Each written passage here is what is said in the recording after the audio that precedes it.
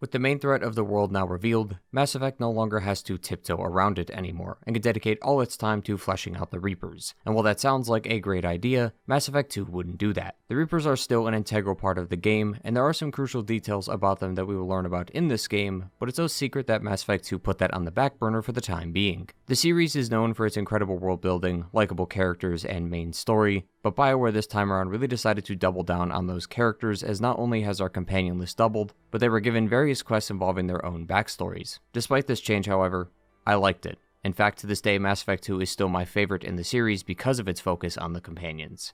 To explain why I think this, I should probably start talking about the game itself. So without further ado, let's get started. The beginning of the game starts with two characters, Miranda and the Illusive Man. Both of them know of Shepard and agree that having him fight the Geth is not worth his time, since the Reapers are the real threat. It's refreshing to finally hear someone agree with Shepard until we realize that these two belong to Cerberus. We talked about them briefly when discussing Mass Effect 1 as we came across some of their experiments when traveling the galaxy. Afterward, a paragraph of text will tell us that it's been about a month since the ending of Mass Effect 1, and that the official report is that Saren and the Geth raided the Council, not the Reapers. Somehow, the evidence has literally slapped them in the face, and they still continue to deny it. Thankfully, though, we don't have to keep reporting to the Council like in Mass Effect 1. The question now, though, is how do you start the game?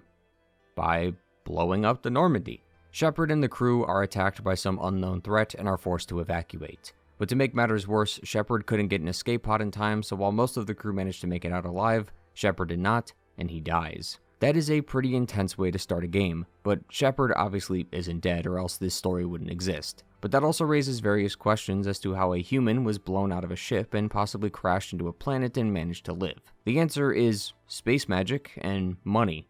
Well, that's the short version anyway. Miranda and the Illusive Man managed to find Shepard's body and stitch him back together. But Shepard has now awoken in the middle of a firefight as the station he is on is being attacked, so now just minutes after waking up has to fight to survive again. The story is going pretty fast at this point, so let's dial it back and explain what's going on. One of the first people we'll meet upon waking up is Jacob. He's a soldier for Cerberus and will fill in some of the gaps in our knowledge. 2 years ago, Shepard was attacked by a mysterious ship and killed. Cerberus managed to find his body and created Project Lazarus, where the sole objective was to bring Shepard back to life. The Illusive Man says that he has taken many gambles in his life and knows where to put his money, and after realizing that Shepard was the only person that was able to actually do something about the Reapers, he decided that making sure he's alive was critical to the galaxy's survival. Losing Shepard would be one of the biggest blows to not only humanity but all life in the galaxy. Not just because he's the main character, but it's because of what the Illusive Man said. He was the only one who discovered the Reapers and went against the Council to find out more about them in order to take them down. If someone like that were to die, then the world would be at a massive disadvantage. The fact that Shepard is also a human helps Cerberus as well, considering they are human extremists. Cerberus first started soon after the Contact Wars between the humans and Turians. A manifesto was written after that war that called for a Cerberus to guard against the invasion. The author of this manifesto fell off the radar along with their work, but it wasn't long before people started using the name to highlight their misdeeds. For example, around the year 2160, terrorists stole some antimatter, and the leader of the group claimed that their sponsor was Cerberus. And for the next decade, Cerberus agents were assassinating politicians, sabotaging starships, and conducting experiments on aliens and humans. Many in the media call them human extremists. They prefer the term human survivalist. But that was quite a long time ago. It seems that the company has recently gone under new management, as Cerberus has now been stockpiling ships, agents, and weapons. But under Council law, Cerberus is still deemed a terrorist threat. The reason they haven't been caught is mostly due to their command structure. The Illusive Man has taken drastic steps to hide his identity and make sure no one can undermine his operations. Despite what many may think, Cerberus is still doing human and alien experiments and even experimenting with Geth and Reaper technology. The reason why most of this is unknown is because each group works in cells. For example, Project Lazarus, also called the Lazarus Cell, is only known to that group. So no one in Cerberus is given information on the other members in Cerberus so as not to corrupt other groups' plans. So Project Lazarus is only known to those within the project, and since Miranda is the leader of this specific cell, she's the only one who can talk to the Illusive Man. Coupled with the fact that Cerberus is filled with private agencies and front companies, it's pretty clear how they managed to not be caught yet. As for how they acquired Shepard's body, well, after dying to the Collectors, a group of beings we'll talk about in a moment, they ended up contacting the Shadow Broker in order to find his body. But Cerberus managed to get to them first thanks to them hiring Liara and a man named Farron. Despite knowing that Cerberus were extremists, Liara worked with them anyway, since they promised that Shepard would be revived if he was given to them. This also brings up a good point. What happened to the crew? According to Jacob, everyone made it out of the ship alive except some of the servicemen and Navigator Presley. This means that all of our companions managed to make it out of the ship alive. But since they aren't part of the Alliance and only joined because of Shepard's mission, many of them most likely left before the destruction of the Normandy happened anyway. After escaping the initial firefight with Jacob, the two meet with Miranda and take a shuttle out of the facility. Shepard then finally gets to meet with the Illusive Man himself. He never meets face to face due to the aforementioned details regarding Cerberus, but even if that wasn't the case, I can't blame him. Look at this view. If I was him, I would force everyone to meet me like this, so I can constantly keep looking at this view. Shepard clearly doesn't like working for Cerberus, but the Illusive Man tells him they have a common goal, just different methods of acquiring it. Now, under normal circumstances, Cerberus would likely not be gathering allies to start a war, but recently the Collectors are not only abducting humans from various colonies, but it's also assumed that they work for the Reapers. Given that Cerberus is all about the advancement of humanity, and the Illusive Man in particular wants to destroy the Reapers, you could see why he wants Shepard alive and working for them. Shepard then asks why the Alliance or the Council isn't moving in on these Collectors, to which the Illusive Man states that all of those decisions require documents and politics. Plus, claiming that the threat of the human colonies is from an ancient life-ending enemy from thousands of years ago would not help morale. The Illusive Man and Cerberus do not need to worry about all that though. If he wants people to investigate a colony or set up a base on a remote planet, it can be done within the same day. This change in the chain of command is rather interesting and presents a choice for the player.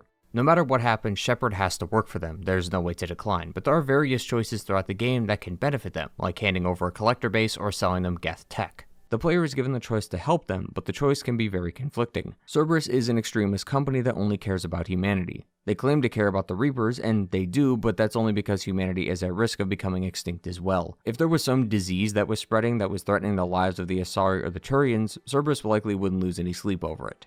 As he said earlier, both the Illusive Man and Shepard have the same goals, but different methods. So the player is forced to work with an extremist group because they can help him defeat the Reapers, but you also have to consider that Cerberus saved his life. And they also understand that the Reapers are the real threat, unlike the Council who refuses to believe the truth. BioWare managed to create a conflict from the very beginning, as Cerberus, while a bad company, is actually very helpful in regards to providing info on the Reapers and what their next moves could be. Cerberus in this game, at least when discussing things involving Shepard, is an in-between kind of company. They're not bad people, but they definitely aren't good either. The player will have to decide how they feel about Cerberus and make judgments based on those feelings, and I think the way they paint Cerberus in this game was very well done. It's pretty easy to consider them terrorists in Mass Effect 1, but now that we're working with them, we have to reconsider our initial decision. But before we make any of those decisions, we need to actually see his claims for ourselves. The Illusive Man then provides him with a shuttle that will take him to Freedom's Progress, a recently abducted human colony, so that Shepard can see for himself what's going on. This colony is located in the Terminus system, which, if you remember, was the upper part of the Milky Way. The majority of the game will take place here, which is why a lot of the enemies we'll run into aren't just normal Geth. By the time you make it to Freedom's Progress, you'll notice that the gameplay has changed quite a bit.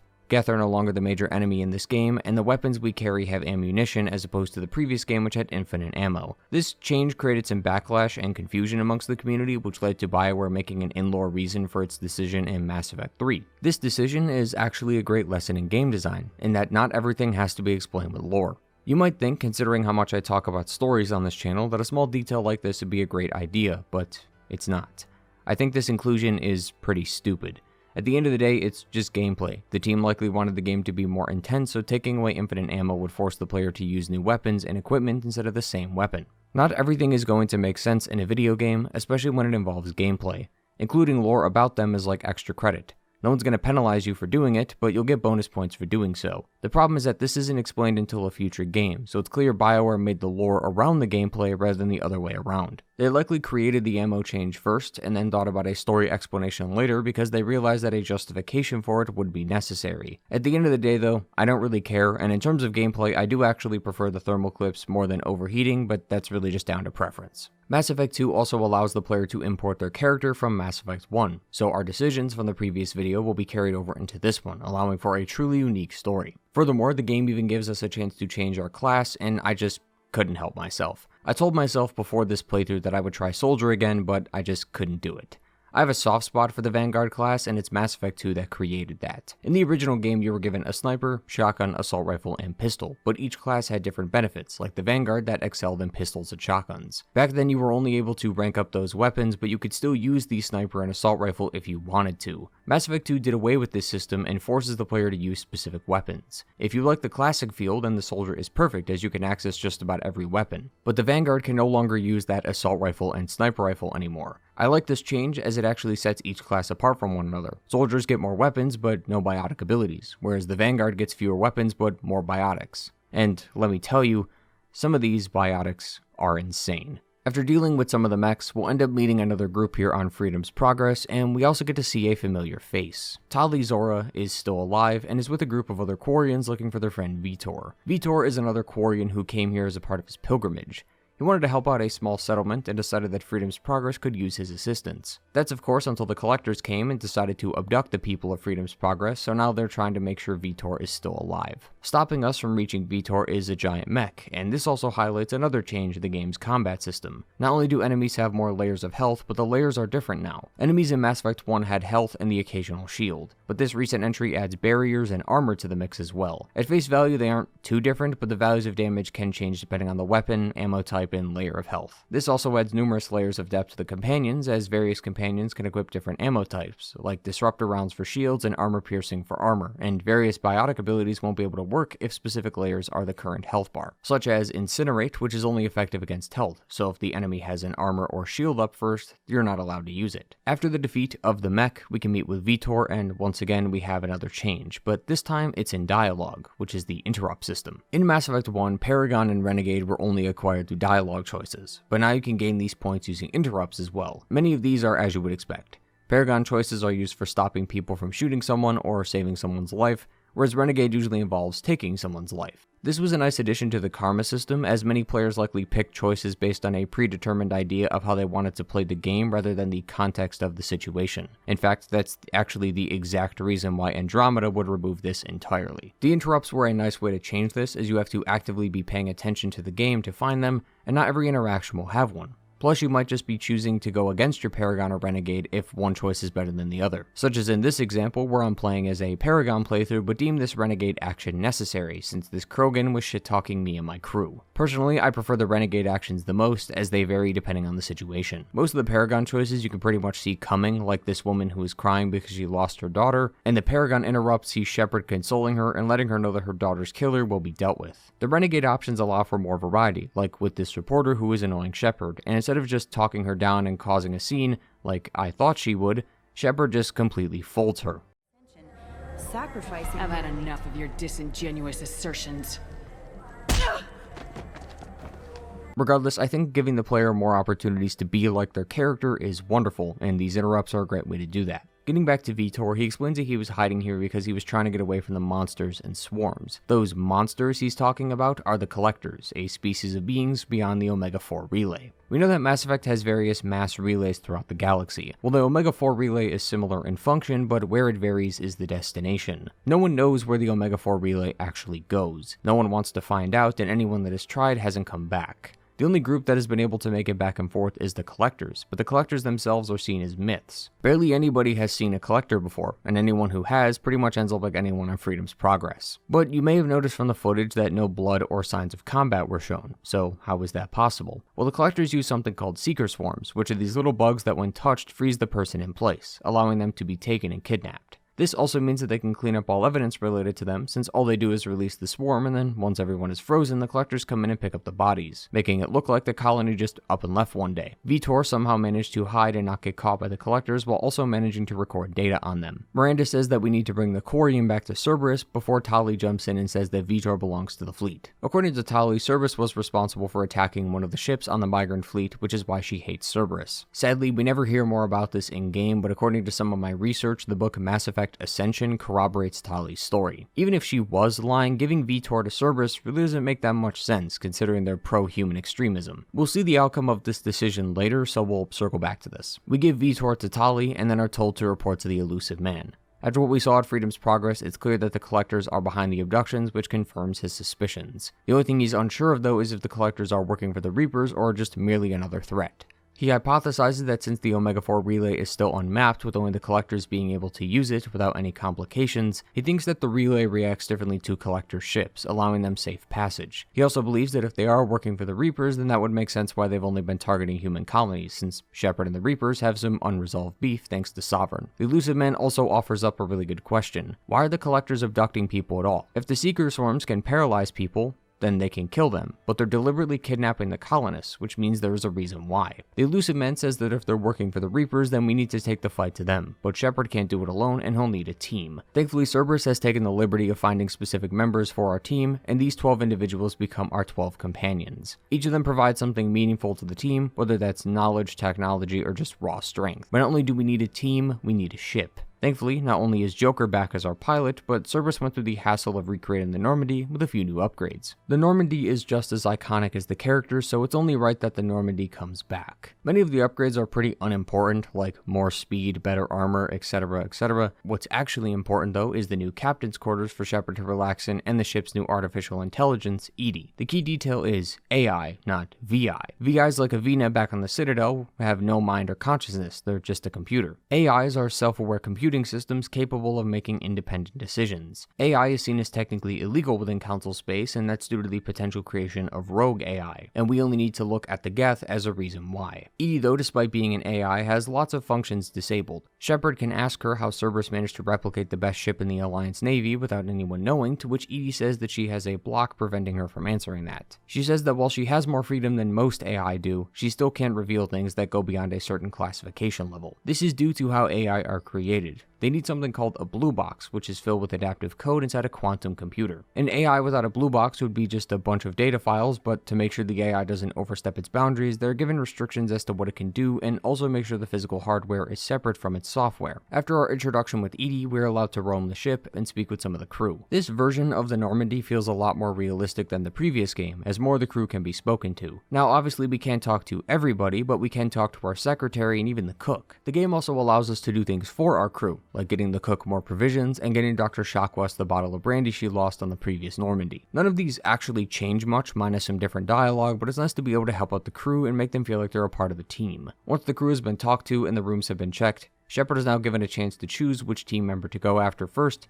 and show where the game completely opens up. We have a total of 12 companions in the game. Since we already have 2 of them, that means we have 10 recruitment missions, but each companion also has a loyalty mission, so that's 12 more missions. But there are also collector's missions that we have to do in between these missions. To make matters worse, none of them are done in proper order, so you'll likely have to jump between recruiting new crew members while also making others loyal and then do a collector's mission right after. It's extremely disorganized, and that's completely fine when playing the game, but making a video about it, not so much. So firstly, we'll cover some of the collector's missions. This should give you a good understanding of why they're so important to the game. We'll cover all of them up until the final mission in the game.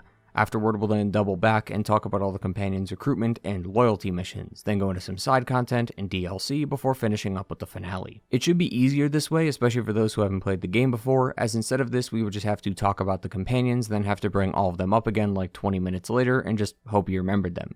So, let's start with the collector's missions.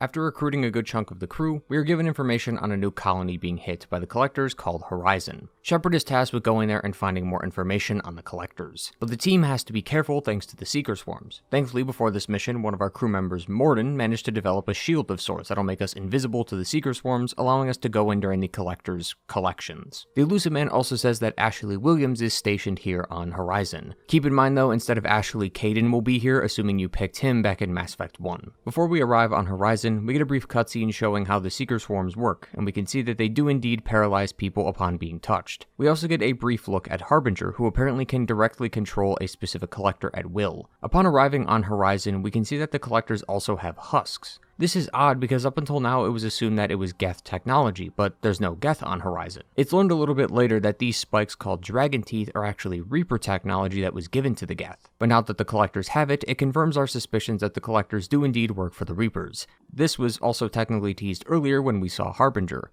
The dialogue implies that Harbinger is this collector leader. It's actually just a normal collector and nothing else. Harbinger is actually a Reaper who can assume direct control of any collector it chooses, further confirming the two groups' allegiances. Shepard will eventually come in contact with the collector's ship, and it uses its anti-air gun station on the colony to take it down, but it manages to get away before any real damage was actually dealt. After the big fight, Shepard will meet Ashley or Kaidan, and it's here where you can recognize some of the negatives regarding the dialogue. Since Ashley and Kaidan fill the same role, they pretty much get the same dialogue options. It's understandable, but it does feel disappointing because before Virmire they were unique people, but now they're just the same person. After our talk with Ashley or Kaidan, we can report to the Illusive Man, and it's here where we can see why the Illusive Man shouldn't be trusted. Ashley told us that the Alliance got a tip that Shepard was alive and working with Cerberus. That was because the Illusive Man let that info slip out into the public on purpose. The Illusive Man did this in hopes that the Collectors would follow the trail so that we could catch them while they're attacking, just like what we did with Horizon. It also confirmed his other suspicion, and it's that the Collectors were purposely trying to find Shepard since they work for the Reapers. But we didn't even need the Illusive Man to tell us this information, because Harbinger, when controlling a Collector, will actually call out Shepard's name. Neutralize Commander Shepard. My attacks will tear you apart. Once Shepard acquires more members for the team, the Illusive Man will summon him again, and this time he has managed to stumble upon something big. There was a distress call from a Turian patrol that managed to get attacked by a Collector ship, but not before crippling it severely. This means that there is a dormant Collector ship in the middle of space without anyone nearby to salvage it. Due to the urgency of the situation, it makes sense that we get there as soon as possible, even though technically we don't have a choice. One thing Mass Effect 2 does really well is urgency. The missions regarding the recruitment of our team can be done on our terms, but when the Illusive Man has a mission for us, we're forced to take it. If you try to use the galaxy map, you're then told to go meet with him instead. I like this sense of urgency because these events are important and they need to be dealt with, so having the player do them right now is a nice way of doing so. On the Collector ship, we find piles of dead bodies, and they are all human. The team assumes that they use them as test subjects, and they likely failed any test that they put them through. A little further, though, is where the most important piece of lore regarding the Collectors is found. In this testing chamber is a Collector, so the Collectors were trying to experiment on themselves. According to EDI, they were running genetic comparisons between their species and humanity. We don't know why they were doing this, but we do discover something from the data, and it's that the Collectors have the same genetic pattern as the Protheans. This would mean that the Collectors are modified Protheans. So the Reapers didn't wipe out the Protheans, or at least all of them. We know from Mass Effect 1 thanks to the Keepers that the Reapers are known to not always kill the species, but change them in order to further their goals. The Reapers did this with the Protheans, but turned them into what we call Collectors. We'll learn more a bit about this in Mass Effect 3, but it's important to understand that the Protheans don't look like this originally. Their genetic code was changed thanks to the Reapers modifying their genes, presumably for combat purposes. After this, we can take a good look at the billions of pods inside the ship. Each one is planned to house a human in them, so this means the Collectors are planning on taking out all the humans in the galaxy, maybe even all life afterwards, since this is just one ship. Shepard makes it further into the base and realizes that they've been set up and are ambushed. The crew manages to make it out okay, but EDI reveals something about the distress signal. She reveals that not only was the distress beacon made by the Collectors and not Turians, but the Illusive Man knew this and decided to go anyway. So he sent Shepard and the crew into a trap on purpose. The Illusive Man, when questioned about this, confirms that he knew this was a trap. He believed that if Shepard knew, he would have likely not taken the mission. This is what I talked about before when I brought up the Illusive Man earlier. He's willing to send Shepard into a trap without him knowing, so he is clearly a bad guy, but he does get the results he wants, and the mission wasn't a failure, as they did find data that can give them an opportunity to find the Collector homeworld. Remember, same goal, different methods. He's like Saren, an ends justify the means kind of person, and that makes him hard to trust, but you can't deny that he's good at what he does, and his methods do succeed, as dangerous as they are. You also have to consider that you are working with him, so even though you may not be on good terms with him, you and the Illusive Man must work together in order to take down the Collectors. It's hard to like and dislike him, which was the same conflict I had with Saren. The only difference is that you're actually working with the Illusive Man, so the situation is a little bit different. Just like Saren, I found the Illusive Man extremely well written, especially because he's not the antagonist of this game. Saren did bad things, because he's also the game's bad guy. The Illusive Man is a teammate, and yet he's still making questionable decisions, which is why it's hard to decide whether or not you should actually trust him. From the data we gathered on the ship, we discovered that the Collectors and Reapers use an IFF, or an Identify Friend-Foe system, that allows ships with it to make safe passage into the Omega-4 relay. This is why no one has been able to find the Collector homeworld, because they don't have the IFF. Apparently, the Illusive Man knows of an Alliance science team that found something called the Great Rift. This was originally just a crater, but then they discovered that the crater was created by a giant accelerator weapon. By following the flight path, he discovered that the target for the weapon was a derelict Reaper. He assumes that the Reaper should have an IFF on it, which we will need. Now, it's probably clear by now that the Illusive Man is being used as a device for the writers to pull stuff out of their ass in order to make the plot make sense. It's not great, but that's pretty much science fiction in a nutshell. Random things you've never heard about are just revealed as if it's normal, and while the characters might think it's normal, to the viewer, it's definitely not. It's not a terrible method of storytelling by any means, but oftentimes you'll hear something about a character and then you'll think, how is that even possible? This IFF, though, is the one collector mission that we aren't required to do right away. Activating this mission is like passing the point of no return, and it's also where we get our final companion, so I'll save this mission for later when we get to them. Since this mission starts the finale, Shepard is allowed to do this when they deem it necessary, so let's go back and get acquainted with our crew before we head out. We're not only going to be looking at the recruitment and loyalty missions, but also see if their reasons for joining Shepard are valid, to make sure they weren't shoehorned into the story. The first two members of the crew we should probably talk about are Zaid and Kasumi. These two were released later in the game as DLC, and as such their mission structure is a lot different than the rest of the crew. The regular way to do these missions is to find their locations from the dossier, recruit them, and then after some time you'll be given a loyalty mission. For Zaid and Kasumi though, their recruitment missions are done and over with within about 2 minutes, and they can't actually be talked to. All you can do is press the A button on them while they say some dialogue. In their room is also some memorable items from their past you can examine that they will comment on. None of the other crew are handled this way, so I figured I would get them out of the way first. Assuming you have him installed, Zaid is likely the first crew member you will come across, assuming you go to Omega first. Our first meeting with Zaid involves him beating up a Batarian prisoner. Now you have to remember that since he is DLC, his story is built around the main story, not a part of it. That's why his motivation is extremely simple. He's a mercenary. Cerberus paid him a large chunk of credits to do the job, and he accepted it. It's straight and to the point. Pretty much like Zaid, honestly. The majority of his dialogue is just things you would expect a merc to say. He always talks about shooting things and making money. He only goes this far in his character development and never goes any further, and honestly, I don't mind this. Zaid is really just that raw strength we talked about earlier, extra firepower for the team. Nothing more, nothing less. Just the perfect soldier. But he's not just joining Cerberus for the credits. He made a deal with the Illusive Man, which ties into his loyalty mission. As thanks for joining the team, we must help Zaid track down an old friend of his named Vito. You're free to do this whenever you want, but if you want to get to know Zaid more, you'd probably want to talk to him on the ship first. A lot of Zaid's dialogue is just war stories about his past missions. One thing Zaid does mention quite a bit though was someone called Jessie. He says that he and Jessie go way back. She wasn't great in combat, but was incredibly reliable. Jessie had been through a lot in her life by the time Zaid had met her, and he was committed to her ever since he laid his eyes on her. He also reminisces about their first mission together, where they hunted a wanted Turian and were covered in sludge from all the sewage they had to go through to catch him. This tale, however, ends on a sad note, as on their final mission, Jessie kept firing and firing on this squad of enemies before the gun jammed and she was finished. The best part about this whole story is Jessie is not a woman. She's a gun. Jessie jammed one day when Zaid was using her, and that was the final mission the two went on. Without the context, Zaid really makes this out to be a love story. He even says putting her down was the saddest day of his life. Like I said, Zaid is a merc. Nothing more, nothing less.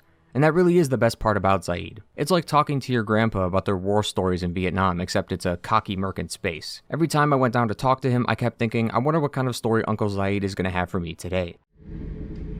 Me and a buddy were hired to take out this one guy, Matthias, I think. Hell, I forget. Turns out it was a trap. We got jumped by a hit squad. 2 Batarians, a Krogan, and a Hanar.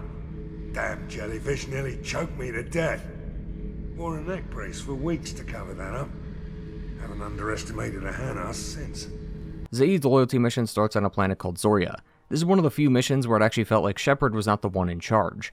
Zaid was giving out commands, like remembering to watch out for ambush positions and checking to make sure the coast was clear. It was a very tactical mission, which fits with his character. Zaid manages to tap into some of the comms, and we can hear Vito talking to his band of mercs called the Blue Suns. We'll meet more of them in Archangel's questline, but the 3 main merc groups in Mass Effect 2 are the Blue Suns, the Eclipse, and the Blood Pack, all colored and easy to remember thanks to their primary color palettes. During Archangel's questline is when we get the Codex entry for the Blue Suns, which states that it was created by a Batarian called Solum. However, doing this mission gives us another Codex entry called Blue Sun's Full History. This and Zaid himself will tell you that it was actually him and Vito who founded the Blue Suns. However, him and Vito had a falling out.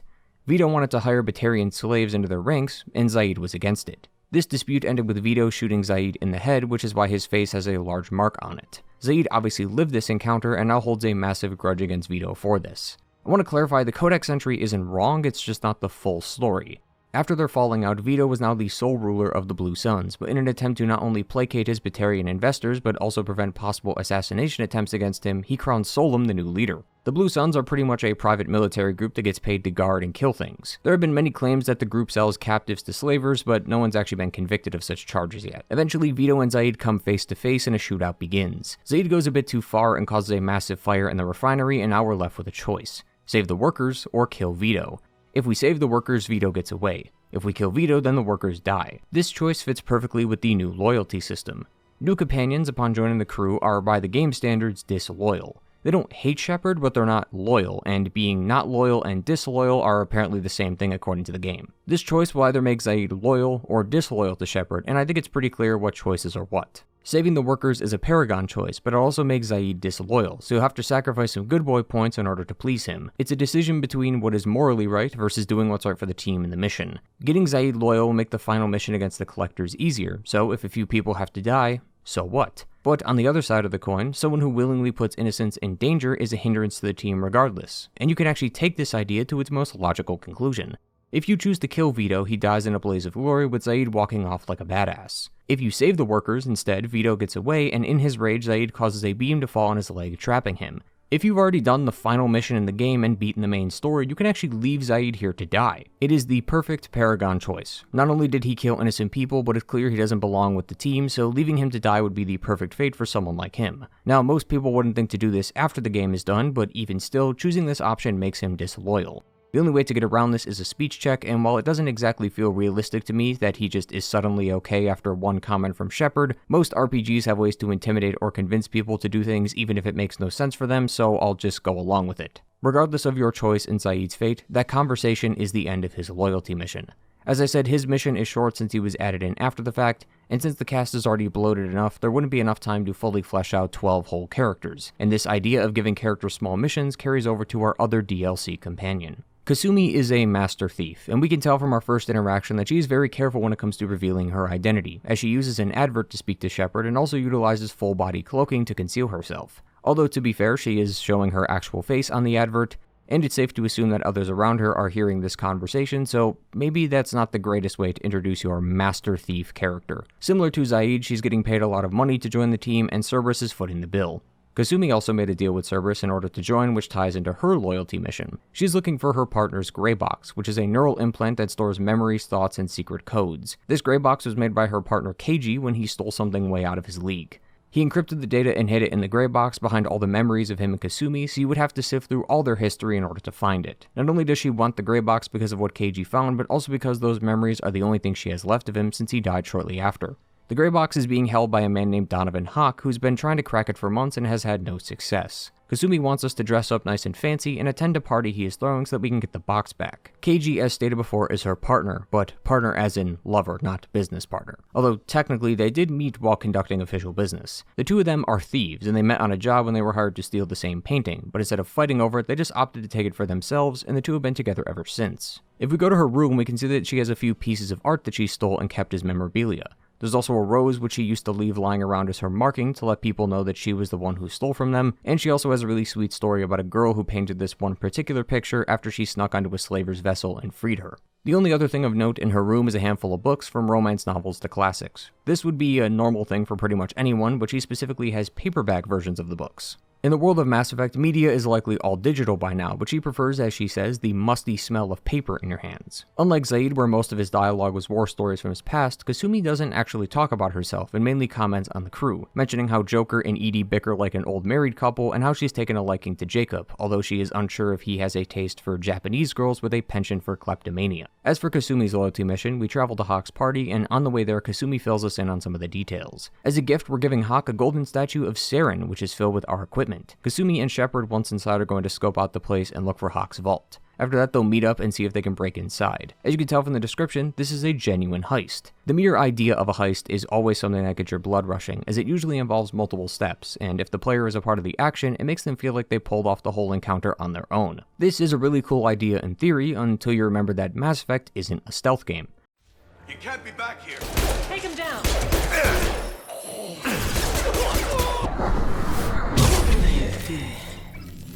Yeah, not only are the guns not silenced, but we are literally 15 feet away from the main hall, so we should have absolutely alerted the whole building. I understand that the devs wanted to make a really cool heist with stealth and hacking, but it's really hard to do that when the game has never been based around stealth at all.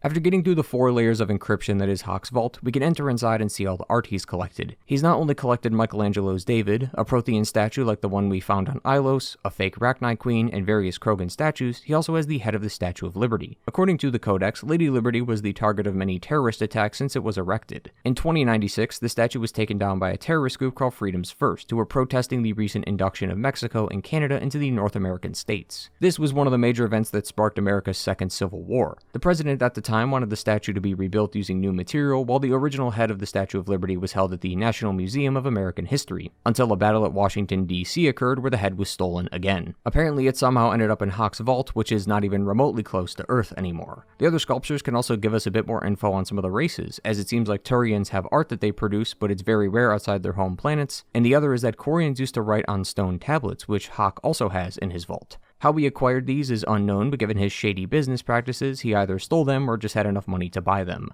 Probably the best sculpture in this room, though, is this creature, which is actually an ogre from Dragon Age Origins, BioWare's other RPG. Say what you will about Hock, the man has excellent taste in games. In the vault is also the gray box Kasumi wanted. Hock, however, knew she was coming to steal it and sets a trap for us. This then leads into a 10-minute gunfight where Shepard will have to battle through waves of enemies before being attacked by Donovan in a gunship. After enough damage, the gunship is destroyed, Donovan is dead, and Kasumi has her gray box, but we run into a problem. The info on the gray box could implicate the Alliance and start a galactic war. KG wants her to destroy the gray box, but that would mean destroying their memories of them alongside it, since it's a part of the encryption. So we either save the galaxy from an all-out war, but Kasumi loses the memories of KG, or we keep the box, but it's stolen again and it could lead to war. For me, I decided to keep the box. Kasumi isn't going to be disloyal if we choose the other option, but I figured that she's a master thief and is a part of my crew, so no one's going to find the box unless they go through the Normandy. Grief is a terrible thing to have, and it could cause numerous problems in a person's mind. Kasumi could likely become too attached to the box that she never leaves this virtual world full of their memories, or she could become a complete emotional wreck since her partner is dead. At the end of the day, I figured that giving Kasumi the chance to see KG again, even if for a little bit, was the right call. Kasumi's mission, just like Zaid, was also pretty short. There isn't much to know about her since she doesn't like revealing much about her personal life, and her heist was a great idea, but a lot of the novelty was lost once the shooting began. Overall, though, it wasn't a terrible mission. With both the DLC characters done, we can go back to the more traditional style of dialogue, which involves us asking various questions and actually having a back and forth with our companion. To start, we should probably begin with the first 2 companions we get at the beginning of the game, Jacob and Miranda. He, like Miranda, doesn't have a recruitment mission, which means their motivations for joining are going to be the same. Both of them work for Cerberus, so they're working with Shepard because of the Elusive Man's orders. Jacob said that he served as an Alliance member for a few years, but ended up leaving and going with Cerberus instead. Before leaving, though, he was a part of something called the Corsairs. It was apparently an Alliance initiative. They hired independent starship captains and used them for missions that fell outside the Alliance jurisdiction. After serving with Cerberus for some time, the Elusive Man put him and Miranda together for Project Lazarus, and the two have been together ever since. Jacob was mostly tasked with handling the security in case things went wrong, which for him was a pretty boring job most days. One of the conversations you can have with Jacob is about his family, which makes things a little awkward. He doesn't like to mention his family much because his father is assumed to be dead. That is until he gets a ping from his father. His private log got an update about the Hugo Gernsback, which is the ship his father served on. The update was an SOS call, but as he said, his father is supposed to be dead since the ship went missing over a decade ago and he hasn't even talked to him in over 13 years. That's why this notification is very confusing, as this should not be possible, so Jacob wants Shepard to go check it out with him. When we travel to the location of the ping, we can see the crash of the ship right next to us. Around the ship are various leftover audio logs and a barely functioning VI. But looking at both of these sources of info, we can uncover a bit of what's going on here. The beacon that was supposed to send out the SOS call has apparently been in pause mode for over 8.5 years. Furthermore, when the crew made it to the land, they started researching the local food and flora since the rations on the ship wouldn't last long enough. According to the VI, impairment of mental function seems to occur within a week of ingesting the flora on this planet, with higher cognitive abilities and long-term memory suffering over a month. This connects to various logs inside the ship that talk about how the crew was doing tests on other members of the crew. One of the logs mentions how one of the crew members was getting hurt and receiving bruises, only for them to forget what happened almost immediately after. One of the doctors was also in a panic as she couldn't remember someone's name and face. And then there's also a very concerning audio log that talks about one of the male crew members thinking about taking advantage of one of the women affected by the flora, considering the fact that she won't remember after it happens. After leaving, we can meet with one of the women aboard the ship, and she too has lost a lot of her cognitive functions, but she is still able to barely make complete sentences. She talks with Shepard before being attacked by a group of hunters. Once the hunters are killed, we find that there's a camp filled with only women. Things are becoming very confusing and also very concerning, and when we meet with Jacob's father, it doesn't make the situation any better. When the ship crashed, Jacob's dad, Ronald, and the other officers of the crew kept all the actual food for themselves while the rest of the crew was forced to eat the plants. What the plants do, though, is a bit confusing. It seems like it does impair mental functions, among other things, but there was also a group of hunters that we saw earlier that seemed to have adapted to the flora and become resistant or at least tolerant to its effects. This group of people didn't agree with Ronald and the officers ruling on the planet. They were then labeled as outcasts, and since the actual obedient crew could barely think for themselves, they just followed Ronald's orders and defended him. Once the crew managed to set up a base of operations for a time, it seemed like they were keeping the women in one camp together and were basically pets for the other officers. At this point, they were living like kings and decided that turning on the beacon was not worth it, so they never did. But some of the officers started feeling guilty about what they did and decided to activate the beacon, except they were killed before doing so. This now leads us to the present day, where Ronald is the only sane person left in the camp and has an army of Maxim brainwashed guards at his disposal, while all the women are relegated to their own camp not too far from Ronald himself. He'd hoped that the Alliance or someone would come and get him off this planet without knowing what he did. Jacob, however, now has to come to terms with what his father has done, and honestly, thinking that he was dead likely helped his decision. He feels no remorse for his father and wants him to pay for what he did. This is a nice twist, considering most people would be happy to see their parents after so many years, but considering he wasn't on good terms with his father to begin with, it made his decision easier. Plus, his father doesn't even seem happy to see him. He's actually more upset that he discovered what he was up to. Shepard can determine what happens to Jacob's father, but all of them end badly for Ronald. He either gets jail time for life or is killed by the hunters. Jacob is content with whatever Shepard chooses, as he claims that his father died a long time ago. With the log checked out, Jacob no longer has any struggles holding him back, and now he's completely focused on the mission. But the question still remains though, who pinged his private log? Well, as we discover, it was actually Miranda. She claims that it was because a few years ago, this crash actually mattered to Jacob, and she wanted to keep a promise the two had, although Jacob has no clue what that promise is. But this is actually a nice segue into Miranda, because of all people, she would be the one to remember something like this. That's because she was built to be perfect in every way. Combat, memory, intelligence, looks, everything about her is genetically superior. And it's not because she has some sort of god complex, but literally because she was created to be this way. Her father wanted an asset, not a daughter, so he created a super soldier to help further his dynasty. Miranda never had a mother because she was genetically made using her father's tissue. She also says that she wasn't the first daughter he made, just the first one he kept. When she was old enough, she was able to run away from home and join Cerberus because they were able to protect her. Plus, her being genetically superior made it an easy sell since she could help the company in various operations. But the trauma from living with her father changed her whole perspective on life. She needs to be absolutely perfect or it's not enough. She's been told since birth that she was made to be perfect, and the perfectionist attitude of her father rubbed off on her, and now she won't accept anything less. But the problem is that she's still human, so she's bound to make mistakes, but her mistakes feel greater than normal because her perfection is supposed to prevent those mistakes. That really weighs her down a lot, and it causes her to be very blunt with people. She's been labeled as an ice queen by one of the members of Cerberus, and that's pretty accurate. When you first talk with Miranda, she responds with, "We aren't here to make friends, Shepard. Stay focused on the mission."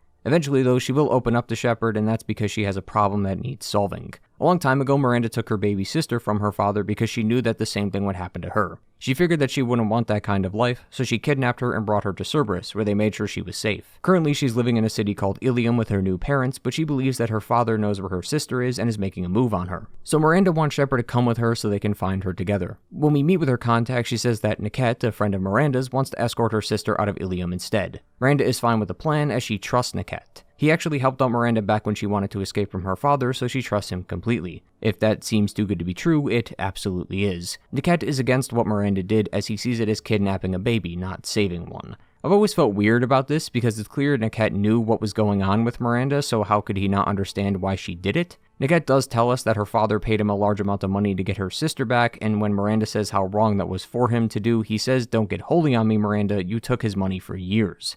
Niket's motivations seem to be all over the place, but it doesn't really matter as he gets killed anyway, and after the battle with this Asari commando, we can make sure Miranda's sister is safe. Miranda gets some time to talk with her sister, and then the group leaves. Miranda's mission is pretty short, and it's also one that I'm not too fond of. It's not that it's a terrible mission, I just think there are more interesting ones in this game. It's also kind of hard to talk about since most of the dialogue is just back and forth arguing, and in between that is a bunch of fighting, so it's not like some major plot twist was revealed besides the fact that Niket betrayed her. From here though, we can branch out to a few more new and interesting recruits, so let's talk about Jack first because she has a unique interaction with Miranda a bit later. Jack is a very powerful biotic, and this caused a lot of problems for her. We first find Jack on a prison ship called Purgatory, which is run by the Blue Suns. The warden of the prison states that after seeing too many criminals escape, he decided to make his own prison. It's a commendable decision, of course, but money has to be made if you want to continue operating. The warden has a policy for this kind of predicament, though. Basically, the home planet that the criminal belongs to must pay a fee to keep them in Purgatory. If they refuse or miss a payment, well, they just release him back on the planet at a random place in time. So clearly he doesn't care about the escaped prisoners that much if he's willing to let them go. Despite it being in space, the Blue Suns still have some security measures in case things go wrong. The prison is not only equipped with turrets and machines dedicated to keeping the peace, but the guards sometimes use the prisoners to blow off some steam. The warden lets Shepard know that once the funds clear, he can go on his way, and when we travel to the nearest processing wing, we realize it's a trap.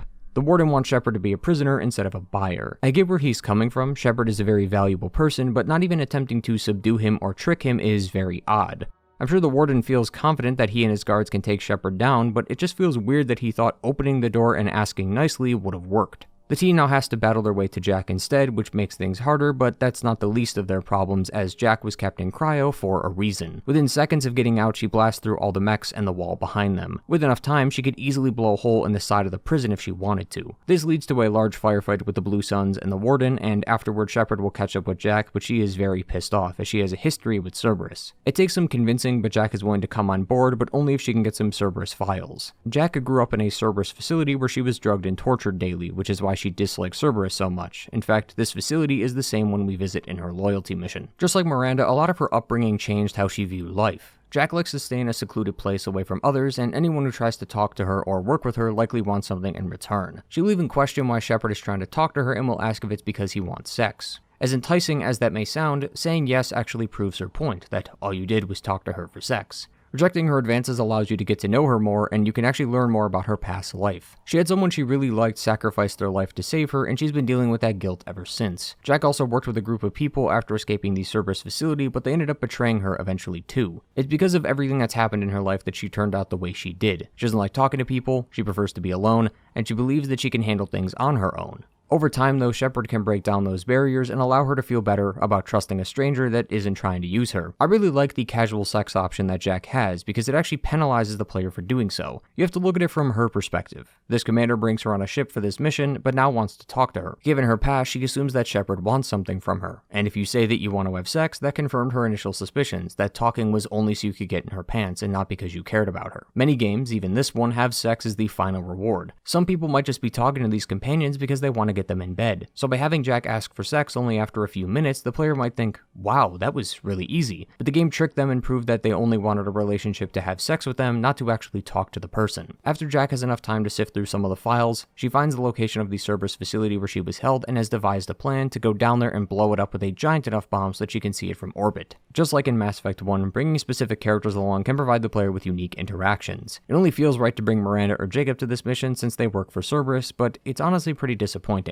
I think this is also due to how Cerberus operates. I mentioned earlier how Cerberus works in cells, so no one in the other cells knows of the Lazarus cell, which means this mission is a bit disappointing because Jacob and Miranda don't know who these people are, so their only comments are that the facility must have gone rogue. They don't even bother to question the child experimentation or any of the work here. It's just one or two comments and that's all. It's a missed opportunity, and that's a shame since Cerberus is a major part of this game, so having some of the employees confront these atrocities would have been really nice to see. One of the scientists, when we look at some of the logs, does say that the Illusive Man wouldn't have found out about this, and an email after the mission from the Illusive Man states that he wanted the facility shut down before Jack broke out, so it's clear that the facility did go rogue, but I do wish more dialogue happened between Jack and the others. We can interact with various things in the facility, and Jack will tell us that there used to be an arena here for the kids to fight in. Jack enjoyed fighting because it allowed her to get some of her anger out. She also says that when they fought, they would get shocked if they hesitated, but they would be rewarded with narcotics if they attacked. Because of how many times they drugged her, she claims that she still gets a tingly feeling in her veins when she gets into a fight. Things start to take a turn though when we find some old recordings from the facility before it was destroyed. Jack made her life out to be one that was filled with hardship and survival. She's not wrong, but some of the details are still a bit fuzzy to her. She was considered Subject 0 at the facility. This is likely because she showed the strongest potential for biotic abilities. This, however, actually benefited her more than she thought. One of the recordings talked about a test the scientist did, which resulted in a few of the kids dying. Due to this failure, they opted to not give Jack the drug.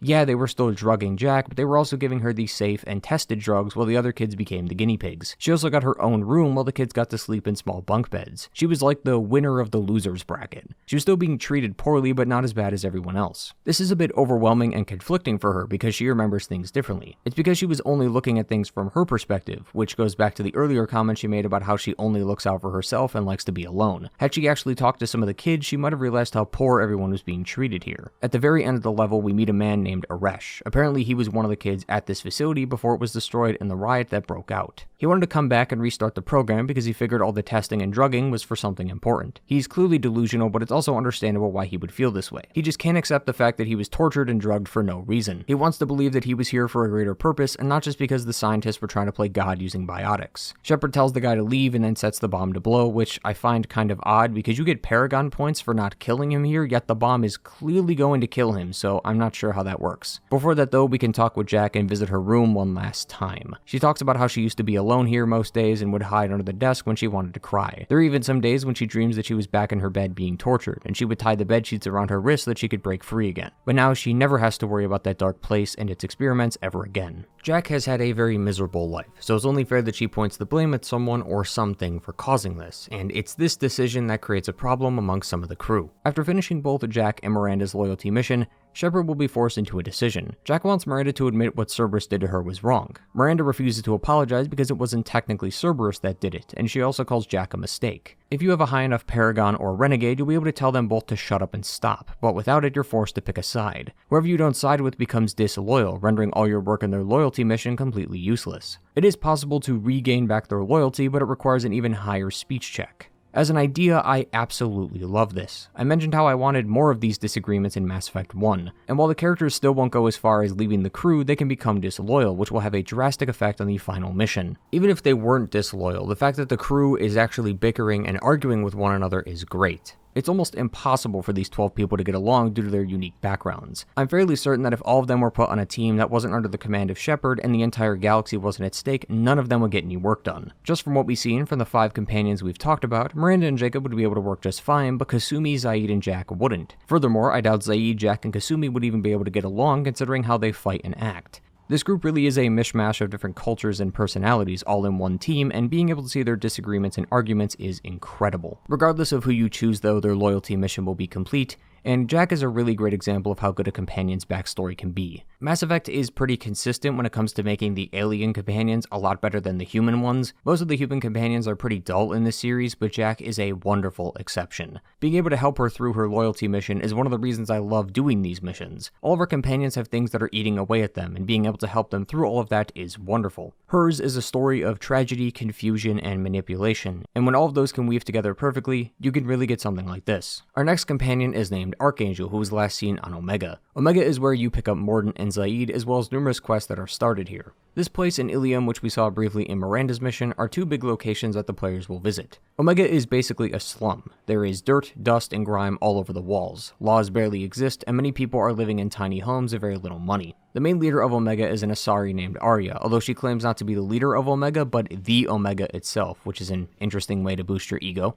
She'll give us a bit more information on where Archangel and Mordin are. Archangel has apparently gotten himself into some deep shit. He's the beacon of light at Omega as he uses the lax laws of the place to deal with crime without the need of authorities. He's also shut down various gangs, taken back stolen cargo, and all in all has caused a major problem for a lot of the gangs here, and they absolutely hate him. Those 3 gangs we talked about earlier, Blue Suns, Eclipse, and the Blood Pack, are usually at each other's throats, but they're settling aside their differences so that they can take out Archangel. They're even recruiting freelancers to use as fodder, because if they throw all their guys at him, they might not have enough members left by the time they actually kill him. The issue though is that we're going to be siding with Archangel, so we're going to be facing the exact same mercs that he's facing. Once we talk to the recruiter and become a freelancer, one of the Blue Suns gives us the details on the plan. All the gangs are waiting for certain preparations to be done so they can move on in. Archangel has not only damaged one of their gunships, but also blocked some of the back entrances where he is. So they have mechanics working on the gunship and people digging out the debris from the entrances. In the meantime though, the freelancers are being used as a distraction in order to keep him busy, and that's our job. Since no one is really moving right now, we can take some time to talk to some of the merc groups and their leaders. We already discussed some of the Blue Suns and we talked about Zeed, so I won't go over too much, but the leader of this division is Tarek. He, like all the other bosses, have a personal stake in this mission thanks to Archangel. Archangel apparently came to this man's house and almost killed him, so he's been on edge ever since. Nearby him is Jarath, a Solarian who is the leader of the Eclipse. The Eclipse was started by an Asari commando named Jonah. They're a private military company like the Blue Suns, but they specialize in sabotage, assassination, and security. And similar to the Blue Suns, they deny any involvement in sabotaging and kidnapping business rivals. Jarath has a dislike towards Archangel because he raided one of his group's transports last month and killed 2 of his best men, one of whom was his brother. As to the Blood Pack, that's run by Garm, a Krogan battlemaster. The Blood Pack used to be a group made up of Vorcha, which is a new race added to the game. We don't really interact with many of the Vorcha through dialogue, so they're usually just used as the bad guys in just about any situation, and that's also connected to their lore. Many Vorcha live up to 20 years at most, so many don't even bother studying certain professions since they'll most likely die before they get any use out of it. The major advantage they have is that they can eat anything and breathe anything, since they're resistant to all known diseases. This allows them to live pretty much anywhere they please, but due to lots of racism around the race itself, many aren't accepted into normal society, since many dismiss them as vermin, and this stereotype isn't exactly helped by all the fighting Vorcha do, as they're known to assault each other all the time, as inflicting and receiving pain is pretty much like normal communication to them. This is why most of them are just a part of the Blood Pack, which is now under the leadership of a Krogan named Ganar, who was exiled for hitting a female Krogan who angered him, so now he made a gang in order to gain his honor back. The gang quickly gained a lot of attention and is now seen as another security company within the Terminus systems, but they don't like typical politics, espionage, and security. That's what the Blue Suns and Eclipse do. They like jobs with a bunch of violence. Since all the group cares about is credits and killing, many customers don't have to worry about backlash or politics, as the Blood Pack doesn't really care about any of that either, so as long as they get the fight, they're happy. The leader of this division is Garm, another Krogan. He almost managed to beat Archangel in a one-on-one, but the fight had to be cut short, so he's hoping to get another opportunity to kill him. One thing that's really interesting about the groups is that it seems like they may be in business for more than just Archangel. A note we can find in one of the rooms is about the 3 leaders agreeing that after Archangel, Arya is next on their hit list. We can give this to Arya so she could sort it out, but we never really see the outcome of this. From talking with all the leaders, we can learn about their plan on taking down Archangel, and we can use this information to sabotage them. We can change the friend-foe system on this large mech to have it attack their allies, and we can even kill the mechanic working on the gunship so that it starts with less health. After enough time though, we are finally able to start the assault on Archangel, and we can finally come face to face with the man himself.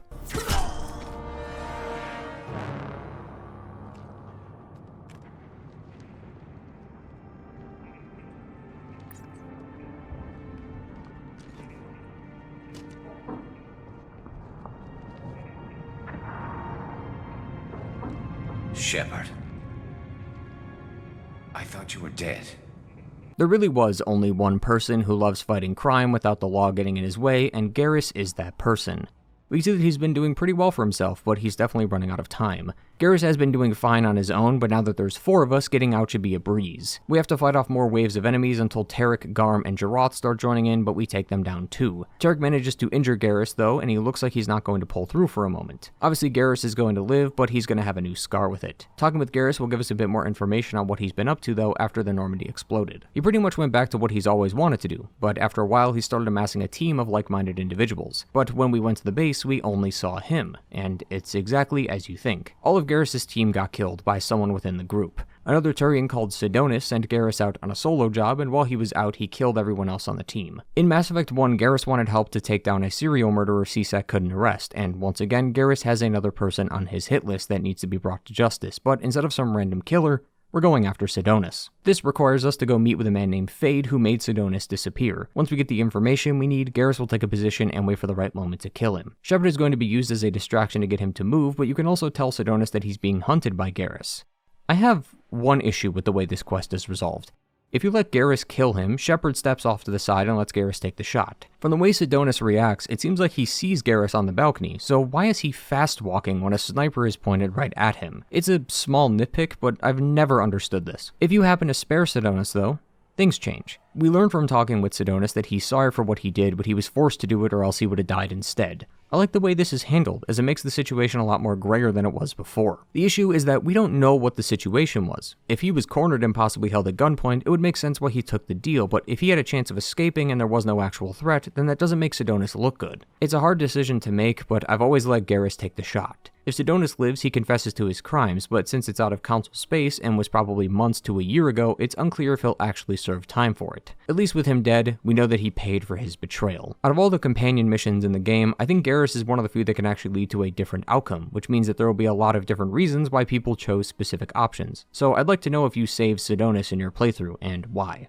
While we're on Omega, we might as well pick up Mordin the Salarian Doctor. A plague has broke out in one of the sections of Omega that seems to kill everything but humans. This has caused many problems for the humans in that sector, as many believe they're behind its creation. Deep within the sector is a clinic run by Mordin, who, despite looking like a typical doctor, really isn't. He used to serve in the Salarian Task Force under Captain Kirhi, the same one from Virmire, and one day some people came into the clinic and demanded money. Mordin didn't even bother hearing him out and shot them dead immediately. He's a complete wolf in sheep's clothing. Arya says that he's as likely to help you as he is to kill you. Shepard can tell Mordin about the Collectors and he immediately agrees to join, but we need to help him with the plague first. We discovered that the Collectors were working with the Vorcha and promised that if they made sure the plague was successful, the Collectors would make them stronger. It's unclear why the Collectors thought a plague on Omega was a good idea, but it's possible they were trying to test some experiments of theirs. Once aboard the ship, we can meet with Mordin, and he's probably the most fascinating person to talk to because he had a hand in the Genophage. He says that the Krogan actually evolved to resist the original Genophage, so they had to make a modified one in order to make sure they were still affected. Seeing as he worked on the Genophage, it's pretty obvious that Mordin saw it as necessary, and it's really hard to understand why he thinks that until you hear him out. He says that doing this saved the Krogan, and while that may sound confusing, it actually makes sense. As we know, the Krogan became rebellious after the Rachni War, which is why they were attacked. The Salarians working on the Genophage ran the simulations and determined that this was the only solution. Had they not developed the Genophage, two things would have happened. The Krogan were either going to kill everyone in the galaxy, or all the Krogan like the Rachni would have been killed off. Creating the Genophage stopped the Krogan from rebelling, allowing them to live peacefully with everyone, preventing them from being wiped out.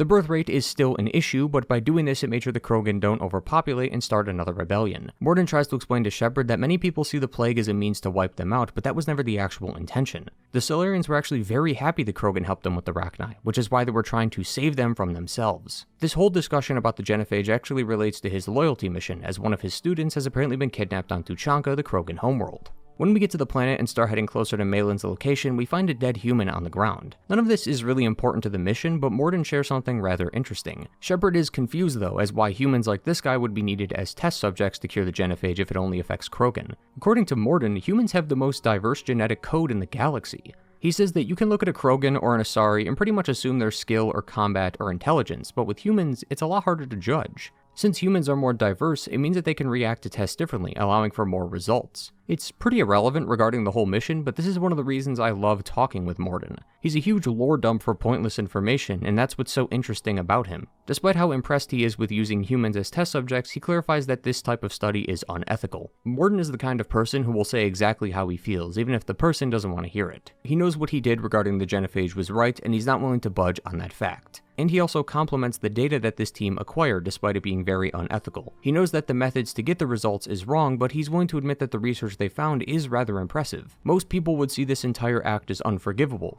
Mordin does too, but also recognizes the positives in things. As a Salarian, he only has a few decades to live, so he doesn't bother spending the small time he has on other people's opinions of him. He just gets right to the point. Due to this though, it can be really hard to actually enjoy Mordin's company, given his appreciation for the Genophage and how he even states that those days were the best of his life. But Mordin really does care about the people of the galaxy, and was willing to do something drastic in order to save it. You're saying you were working just as hard to keep their population from falling? Yes, could have eradicated Krogan. Not difficult. Increased mutation to degrade genetic structure further. Chose not to. Rachni extinction tragic. Didn't want to repeat. All life precious. Universe demands diversity. Pretty it up however you like. You're talking about murdering millions. No, murdered no one. Altered fertility, prevented fetal development of nervous system. Have killed many, Shepard. Many methods. Gunfire, knives, drugs, tech attacks. Once with farming equipment, but not with medicine. After searching the lab, we'll meet with Malin and discover that he wasn't kidnapped. He actually came to help the Krogan willingly. Mordin is in shock over this decision, as the whole team agreed that the Genophage was necessary, so why is he going against the group's decision? Plus, he's now using live test subjects and torture, something Mordin is very much against. Malin says that they already have the blood of millions on their hands, so what's a bit more if it gets results? Mordin threatens to shoot him over this, but you can talk him down if you want to. But now Mordin has the chance to delete Malin's progress or keep it for another time. I chose to keep the data because I do agree with what Mordin says. Destroying the data would mean that all the lives Malin took would be worth nothing, but keeping the data means that their deaths were at the very least used for something good. Now that Malin has been dealt with though, Mordin can now focus on the mission at hand. But at the end of the day, he is still a doctor, and if a patient is in need of assistance, he's willing to help them, and this is by far one of the main reasons I love him. Romancing companions is back in Mass Effect 2, and with it comes one of the most interesting conversations you can ever have with Mordin. In Mass Effect 1, Ashley, Kaidan, and Liara were the only options, but now that we have a dozen crew members, we have more options at stake, and not just with other humans, but with other species. I don't think it's a surprise given her appearance in the intro, but Tali does become a companion later in the game. Should the player pursue a relationship with her, Garrus, or Thane, who we'll talk about in a moment, the question of cross-species intercourse has to be answered. This wasn't a problem with Liara since Asari don't require physical contact, but for the others, that's different. If you pursue a relationship with any of these three, you can talk to Mordin and he'll mention how he's noticed the two of you have become more flirty with one another. And as a doctor, he is worried about what could happen if sexual intercourse were to occur, so he gives tips to Shepard on what meds would be needed and how to avoid any pain. Aware that mission is dangerous, different species react differently to stress. Past relationship with Tali'Zorah makes dalliance attractive as stress release. Still, recommend caution. Quarian immune system weak. Could kill her. You have a recommendation as a doctor? Tali'Zorah acquired antiseptic. Recommend you self-sterilize as well. Oral contact with tissue dangerous. Take precautions. Also forwarding advice booklet to your quarters. Valuable diagrams, positions comfortable for both species, erogenous zone overviews. Can supply oils or ointments to reduce discomfort. Gave ED electronic relationship aid demonstration vids to use as necessary. It's such a simple inclusion, but I was blown away that not only was intercourse between two species taken into account, but that one of your companions is more than happy to assist you. Small details like this are my favorite in games, because you would hear this and think, well, yeah, that's actually a good point, I hadn't even considered that.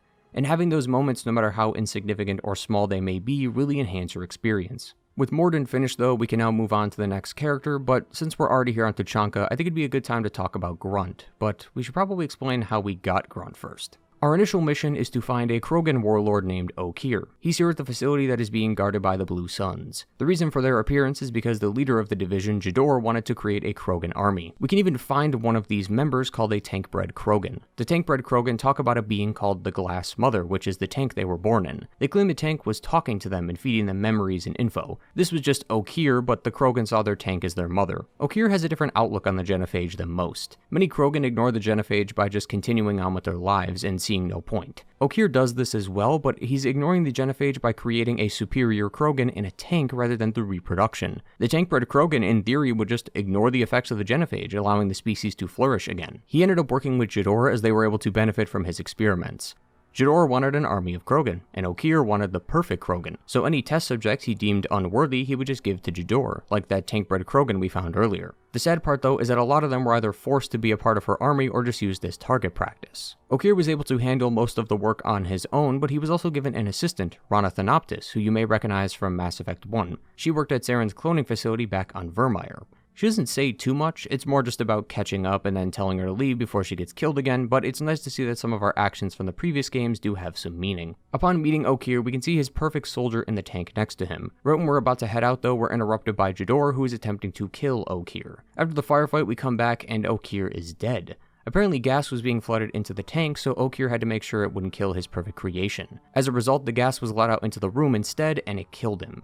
This small subversion from the original idea was a nice touch, as technically we were here to recruit Okeer, but we ended up recruiting Grunt instead. Grunt, along with a future character named Legion, are the only two characters that we actually don't have to recruit. We have the option to keep Grunt in the tank for the entirety of the game if we want to. I like this option, but I can't imagine many players not opening the tank on their first playthrough, considering how much trouble we went through just to get it. Upon opening the tank, Grunt charges and pins Shepard to the wall, asking for his name before he kills him. Grunt was never given a name in the tank, but since the word Grunt was one of the last few words he heard from Okeer, he figured it would do. Grunt is still a child though, as he hasn't actually had time to really develop. This is his first interaction with the real world, so even though he may look old, his mind is that of a child's. A lot of the images and memories Okeer implanted into him don't really make too much sense, but over time he'll come to understand their meaning. Grunt was implanted with a lot of the legacies of the Krogan warlords and Okeer's own mindset, which is why a lot of it is centered around violence, hatred, and destruction. What other human info is floating around in there? Less than a finger deep to sever your spine. You're soft. Salarians, Asari, all soft. Quarians, not so much. Turians, you have to work the blade, I guess. Don't see much point to it, though. much point. Never mind. One thing that Grunt struggles with, though, is his own survival. He sees the thousands that came before him as weak, as they didn't survive like he did, but he also doesn't see the strength in himself. He says that he was built for strength but never earned it, while those who died were at least strong enough to try even if they failed. He was given the power to fight but without earning it, so he feels cheated in a way. This reaches a critical breaking point where Grunt is throwing stuff around and banging his head against the glass. He says that he feels tense, like he wants to kill something with his bare hands. Most Krogan would get this feeling, but this time it's different. It's more out of a need rather than a want. Sadly though, we don't have too much information on why he's doing this, as not only was he born from a tank, but Krogan really don't like to share a lot of their data publicly. This requires us to go to Tuchanka and talk with the clan leader. On this planet though is where another one of our choices is seen, as that leader of the clan is none other than Rex. If he died on Virmire though, his brother Reeve will take his place. Regardless of your choice, the other Krogan that is next to them is someone called Uvenk. He's a part of another clan that has recently started a truce with Clan Urdnot. From looking at both sides, it's clear that Uvenk's ideals are much more in line with Reeve's rather than Rex's. This is due to what Rex has been up to since he became the leader of Clan Urdnot. Rex has taken the opportunity to unite a lot of the clans under his name. He's also allowed fertile females to be shared amongst clans, rather than segregated into their own clan's men. Fertile females in the Krogan species are rare, so Rex has promised that by joining and offering to coexist with them, he'll make sure that the women they have are unharmed. This has actually caused a lot of problems for some of the other clans, as while many of them do hate Rex and his progressive ideals, he's pretty much untouchable because starting a war with him would mean that they injure the female Krogan at his camp.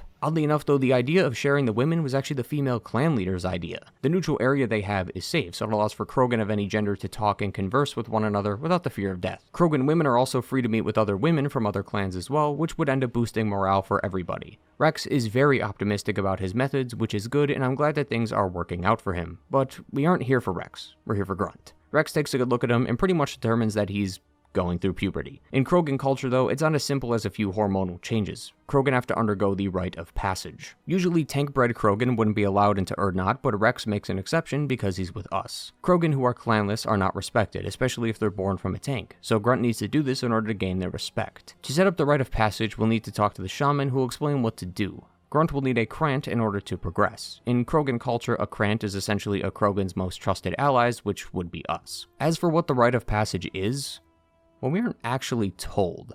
All we know is that a lot of shooting will be involved. Despite this, I really like how it was handled.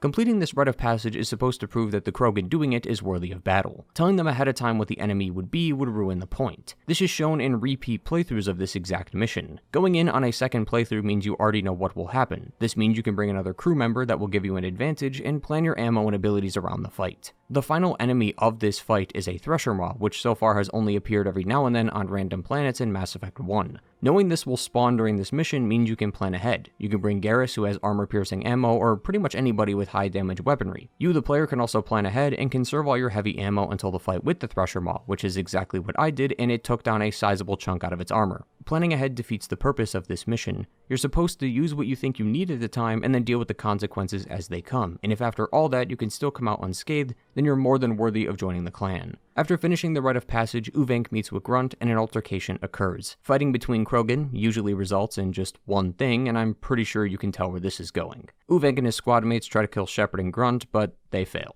But now that all the hurdles have been overcome, Grunt is now a part of Clan Urdnot, with Shepard serving as his battle master, the one who will guide him towards his enemies and give him the fights he so rightly deserves. And because of this induction, Grunt now has officially quelled his mysterious urges and is now a full-grown Krogan adult.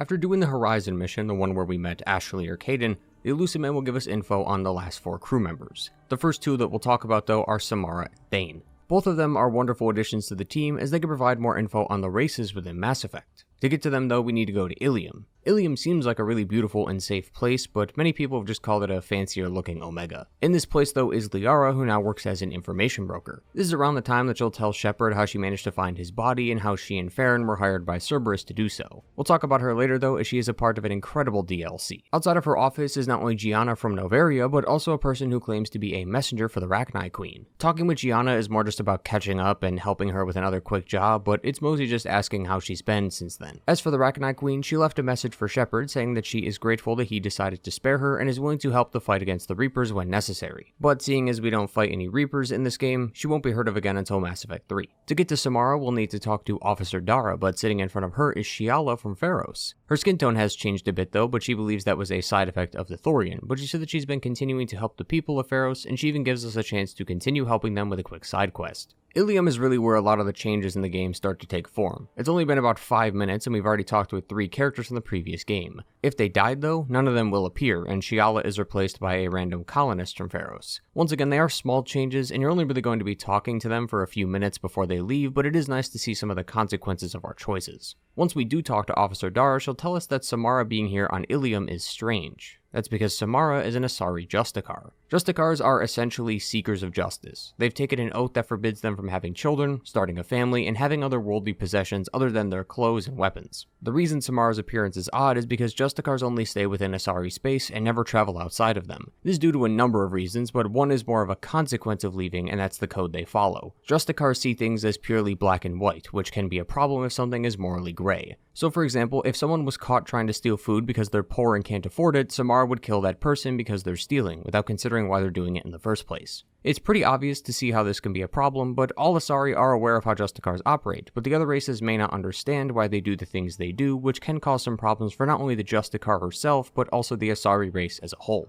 This is why they prefer that Justicars operate in Asari-controlled spaces, as at least everyone there is well aware of their existence. But Samara clearly wouldn't be leaving an Asari homeworld without a reason to do so, and that's because of her daughter Morinth. In the Mass Effect 1 video, I briefly talked about the term Ardat Yakshi. Morinth is one of them, and Samara has come here to the Terminus systems to kill her. But for Samara to join, we need to strike a deal. She helps us deal with the Collectors while we find the ship Morinth recently left on so that she has a lead on her daughter. Samara sadly won't be able to personally help us though, as she has to be taken into custody, but the Justicar Code has rules for this. Justicars are obligated to cooperate with the police for only 1 day. Afterwards, they're forced to let her go. However, she won't be allowed to leave that early, and this goes back to the code. Since they're forcing her to not comply with the code she's taken, she must kill them. Justicar rules are definitely an oddity, but it is fascinating to see it play out in-game. The detective knows the code and knows what'll happen if she disobeys, but she also has to follow her boss's orders, so she's kind of stuck. That's why Shepard finding the name of the ship is incredibly important, not just for Samara, but everyone within a 40-foot radius of her. I wish you were willing to go with the human, Justicar. I've been ordered to take you into custody if you won't leave. You risk a great deal by following your orders, Detective. Fortunately, I will not have to resist. My code obligates me to cooperate with you for 1 day. After that, I must return to my investigation. I won't be able to release you that soon. You won't be able to stop me. Finding the name of the ship is pretty easy. We just follow the breadcrumb trail to an Asari commando who has the name of the ship on her datapad. After we give Samara the details on the ship, she now has to be sworn into Shepard's service, so that Shepard's orders and the orders of the code don't conflict with one another. Basically, Samara will now do whatever Shepard wants, but it's not all it's cooped up to be. Samara states that if Shepard makes her do anything dishonorable while in his service, she will comply, but once Shepard releases her from his code, she's free to kill him right after. Once Samara enters the Normandy, she takes a bit of time to settle in, but after a while she will come to Shepard with her loyalty mission. Talking about Samara is actually a great time to bring this up, as this affects all the characters going forward, but I've never been a huge fan of how this was handled. All the characters we've discussed up until now are recruited pretty early in the game, so you have time to get to know them more. But because Samara is only introduced in the latter half of the game, her loyalty mission comes a lot faster than others. It only takes like 2 missions for her to give you the details. Many of the companions like Garrus and Mordin don't get their loyalty missions until after Horizon, which would mean you would have to wait about 5 or 6 missions before anything develops. This problem, though, is likely due to the size of the game. If I'm not mistaken, Mass Effect 2 was one of those games that required multiple discs in order to play, which is probably why they sectioned off some of the cast until after Horizon instead of adding them all at once. I think the game is fine the way it is now, but it's clear that some corners had to be cut, and it's definitely showing with these last 4 crewmates. As stated earlier, Samara's daughter Morinth is an Ardat Yakshi, so she has come here to kill her. This is something within Asari culture that has existed for ages, and many assume that the condition only affects pure-blood Asari. Samara goes on to say that killing Morinth has become the most important thing in her life and is the reason she became a Justicar 400 years ago. Samara had a family prior to being a Justicar. She had 3 daughters, all of whom are Ardat Yakshi, which would mean that Samara mated with another Asari in order to create them. I want to clarify that purebloods being Ardat Yakshi is more of a theory rather than fact, but it hasn't been disproven yet. Not all purebloods are Ardat Yakshi. Liara and Samara are great examples, but all Ardat Yakshi are purebloods, which is why the theory exists. When one does become an Ardat Yakshi, they're given the option to live out their life at home away from others, or die. 2 of her daughters agreed, Morinth did not.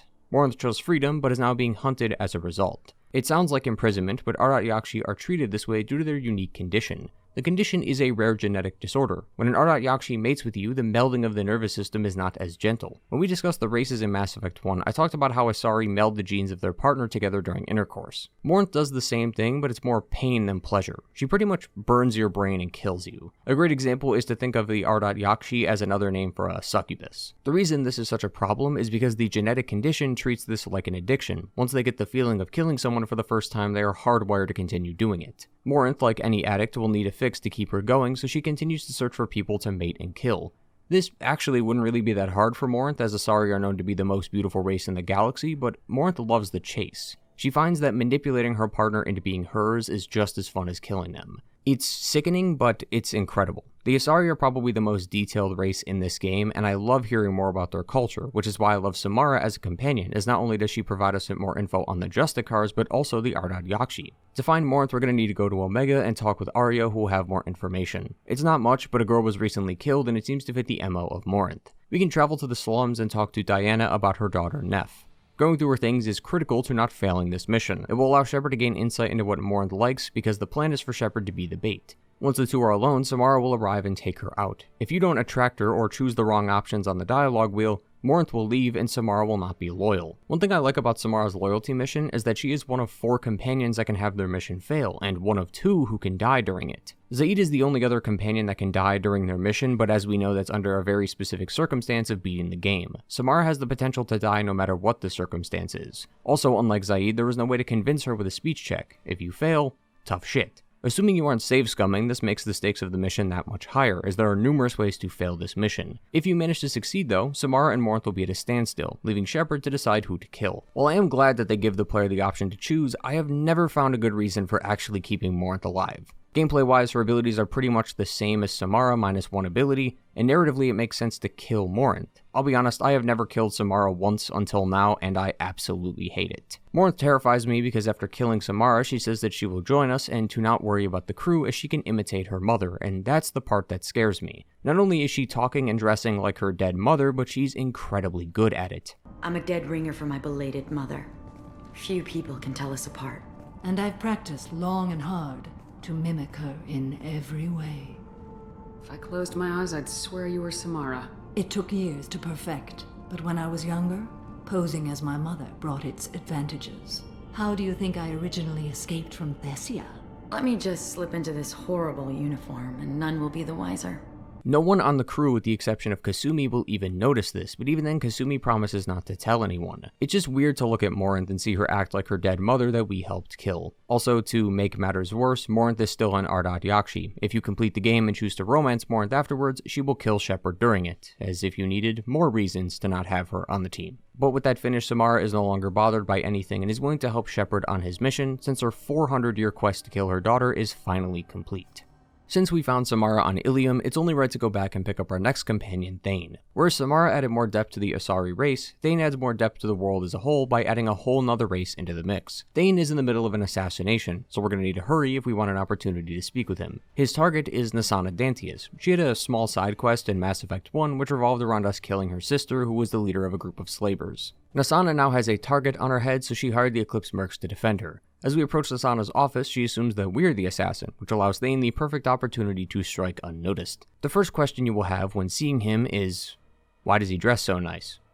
The second question you'll likely have is, what is he? Thane is a Drell. They're a new race to Mass Effect, and they are one of the rarest races in the game. Similar to how Tali's appearance in Mass Effect 1 was an oddity, so too is Thane's. The Drell were rescued from their own homeworld by the Hanar. Ever since then, the two have coexisted and have gotten along very well. I briefly talked about the Hanar back in Mass Effect 1, and I mentioned how they only share their soul name with those they're close to. Since the Drell and Hanar became very close allies, many Drell know the Hanar by their soul names. According to Thane, the Hanar communicate using bioluminescence, which also brings up a really good point. One thing I haven't mentioned yet was how the other races speak to one another. Since each race has different ways of communication and different languages, it is customary for anyone outside their homeworld to carry translators that allow them to hear in real time what they're saying in their language. The reason I bring this up is not only to provide a reason why everyone speaks English in this game, but because Drell don't need a translator for the Hanar. Many Drell have had their eyes genetically modified in order to perceive their higher frequencies. As a result though, Thane is slightly colorblind. Ultraviolet light, which is known to be a mix of purple and blue to us, is seen as silver to Thane, and dark red and black are the same color. As for why the Hanar and Drell live together, well, it's due to their planet. The Drell at their apex reached around 11 billion people in population. At this time, though, they hadn't achieved starflight yet, so all of them were stuck on the planet. Currently in our world, we have around 7.5 billion, and people are already saying that we're overpopulated as is. Imagine another 3.5 billion on top of that. They were doomed to die until the Hanar found them. Over the years, they took Drell from their homeworld in order to save their population. However, they only managed to save around 375,000. The rest were left on the homeworld and likely died out at some point due to overpopulation and lack of resources. This, however, still came with its own set of problems. The Drell homeworld is very arid and rocky, while the Hanar homeworld is filled with oceans. This caused many problems for the race's respiratory systems. This change in environment manifests in a disease called Kepler syndrome, something Thane has been afflicted with. According to Thane and the Codex, Kepler syndrome is a bacterial lung disease. The Hanar tried to create antibiotics to stop the disease, but after a while they became ineffective. The only method that works is a lung transplant, but since the disease spreads to other organs over time, it's not permanent, and is really just to buy time. This is why Thane joins the team. Since he is dying and likely won't live another couple years, he wants to make the world a better place while he's still alive. But like anyone with limited time on their hands, Thane has been reflecting on his own past actions and choices. This ties into his loyalty mission, which centers around his son Kolyat. Thane is an assassin, and when he was on the job one day, he had the target in his sights, but another Drell woman saw and stepped in front of his shot. He was conflicted because this woman had no reason to save his target. It was simply because she didn't want Thane to kill them. He was stunned and didn't know what to do, so after some time he met with the woman and she eventually became his wife. But after some time, his wife ended up dying. But what he didn't tell his son is that it was because of him. Someone wanted to kill Thane, but they knew he was too strong to take on, so they used his wife to get to him. Thane then dedicated the rest of his life to killing those who killed his wife, and once he was successful, he had planned to reunite with his son, but he couldn't bring himself to do it. He had spent such a long time away from his son that he didn't know how to speak to him afterwards. Plus, Kolyat was likely angry at him for being gone for so long, so he didn't want to deal with that conversation. Thane thought about this over for years and never did anything about it, but now that he's dying, he wants to make things right before he passes. He managed to use some of his old contacts to track down his son and discovered that he's become disconnected. Thane believes in the old religious gods of the Drell, which say that the body and soul are different. The soul is the real self and the real person, and when the soul and body work together, they become a whole person. When someone is disconnected, it means that the body and soul aren't operating together. This can be both mental and physical. So if someone is weakened by fear or despair, the soul is disconnected from the whole person. But if someone is physically injured, then the body is disconnected from the whole person. Thane sees the body as a vessel that people use to commit acts, similar to how a person uses a gun to shoot someone. Whereas someone would see the person as the killer in that situation, Thane would see the gun as the killer. This allows him to absolve himself of his crimes because he claims that it was his body that did it, not his soul. Kolyat has somehow discovered Thane's old contacts and has now taken up assassination work. He doesn't want Kolyat to become like him, so he wants us to track him down. If we ask why he needs our help, he'll say something quite odd. Thane, I don't have your contacts and I don't have your tracking skills. Why do you need my help for this? I don't need your help, I want it. The last time I saw my son, they wrapped her body in sea vines, weighted it with stones. He tries to pull from me, calls for her. The Hanar lift her off the platform, they sing like bells. The fire has gone to be kindled anew. He begs them not to take her away. They let her body slide into the water. He hits me. Don't let them. Stop them. Why weren't you? It rains. It always rains on Kajay. Warm water pours down his face. One thing Drell excel at are remembering memories. They are able to perfectly remember just about every moment of their lives down to the emotions they were feeling at the time. This can cause some problems for the Drell, as while they're able to relive happy memories, some can become too attached, so that they never end up interacting with anyone and live a life of seclusion. But the same is true for the bad moments in our life. Over time, the human mind completely forgets memories or loses some of the smaller details. We all remember the most embarrassing moment of our lives, but after some time the details and the timeline of events can be a bit blurry. But for Drell, they remember every detail perfectly, and it can be very traumatizing for them. Thane needs Shepard to track down his son so that he can meet with him before he dies. Similar to Samara, if you don't catch Kolyat in this mission, then you fail, and Thane is not loyal to Shepard. In order to find Kolyat, we have to tail his current target, then prevent him from following through with the kill once we spot him. If you succeed, Kolyat is cornered, with Shepard, Thane, and C-Sec blocking the entrance. Thane then takes the opportunity to talk to Kolyat and explain why he wasn't a better father. Captain Bailey then takes Kolyat into custody, but Shepard can convince him to just give him some community service. Bailey also allows the two to talk more in private. Afterwards, we can ask Thane how it went, and he says that while Kolyat is still having trouble opening up and forgiving helping him, he is hopeful that after some time, the two will be able to reconcile and become father and son again. Thane is easily in my top 3 companions for this game. He's a very honest and spiritual person, and for him to share all that information with us is wonderful, not only showing how much he trusts Shepard, but also showing how much he actually enjoys our time together. Thane has only told Shepard about how he met his wife, and he even tells Shepard that he is the first friend he's had in the past 10 years. He's a really sweet and considerate person, and learning about his spiritual side was interesting, as it's a rather unexplored topic in the world of Mass Effect, at least when it comes to actual dialogue, as most of it is just delegated to the Codex. Amon Kira, Lord of Hunters, grant that my hands be steady, my aim be true, and my feet swift. And should the worst come to pass, grant me forgiveness. Both Samara and Thane had a lot of information to go over, and for people who are unfamiliar with their background or even the game in general, that could have been a bit overwhelming. So let's take it easy for a bit and talk about someone we're already familiar with. Our 11th companion is Tali Zora. Tali, of course, being the same Quarian we met back in Mass Effect 1. We also meet her earlier in the game on Freedom's Progress, although that meeting was pure coincidence, but now we're specifically trying to recruit her. She is located on a planet called Haestrom. Tali is here to conduct research, as this planet used to be a home colony of the Quarians, and seeing as they live on ships now, it makes sense why they're trying to explore other planets. As soon as we arrive, not only are Geth here, but something is wrong with the sun. When we step into direct sunlight, the sun burns our shields. Tali was sent here to uncover why this is the case. We can actually find some of her notes on the planet, but there isn't much to go off of. The only thing we can learn is that the planet is burning their equipment, so they're struggling to get any accurate readings. Tali also mentioned Shepard's name numerous times in their audio logs, which is really sweet and shows how much of an impact he has made on her since they met 2 years ago. When we make it inside the base camp, we can listen to another audio log of hers that talks about how her ancestors used to live on this planet without their helmets, so the sun must have been normal back then. This also connects to the architecture of the base, as there is a lot of stone everywhere, and if we remember Kasumi's mission, we know that the Quarians used to write on stone tablets. After defeating loads of Geth and helping out one of the last members of the team survive the fight, we can meet with Tali, who gives us more information on the sun. According to Tali, the sun is destabilizing, and she hypothesizes that it's because of dark energy affecting the sun's interior. Apparently the effect is similar to when a star explodes to enter a red giant phase, but Haestrom's sun is too young for that to be natural. If you thought there would be more info on this, or that there would be any damning consequences, you'd be wrong. This never gets brought up again, and it's likely tied to a plotline that was going to be developed for the sequel but never came to light. Former writer on Mass Effect Drew Karpyshyn originally planned for the game to have a dark energy plotline. I'm going to paraphrase a lot of what he said, but basically dark energy was going to be something only organics could access and use. One of the things the writers discussed was to have the Reapers kill off species because of that dark energy. He was going to have the game mention how organic life would slowly evolve and adopt biotic powers and dark energy, but doing so would kill the universe. Haestrom's sun is likely going to explode due to the use of dark energy, so imagine this as a sort of ripple effect that occurs throughout the whole galaxy, wiping out the entirety of the Milky Way. The Reapers' motivations for killing off each species each cycle was going to be so that they could preserve the universe and prevent its inevitable destruction. At this point in Mass Effect 2, we still don't know why the Reapers do what they do, and we won't learn until next game, but I do want to clarify it has nothing to do with this dark energy plot. A lot of the lore regarding this wasn't fleshed out yet, as it was still early in development. Drew was likely going to continue with this idea, but since he wasn't a part of the team anymore, the plot got scrapped in favor for the one we have now.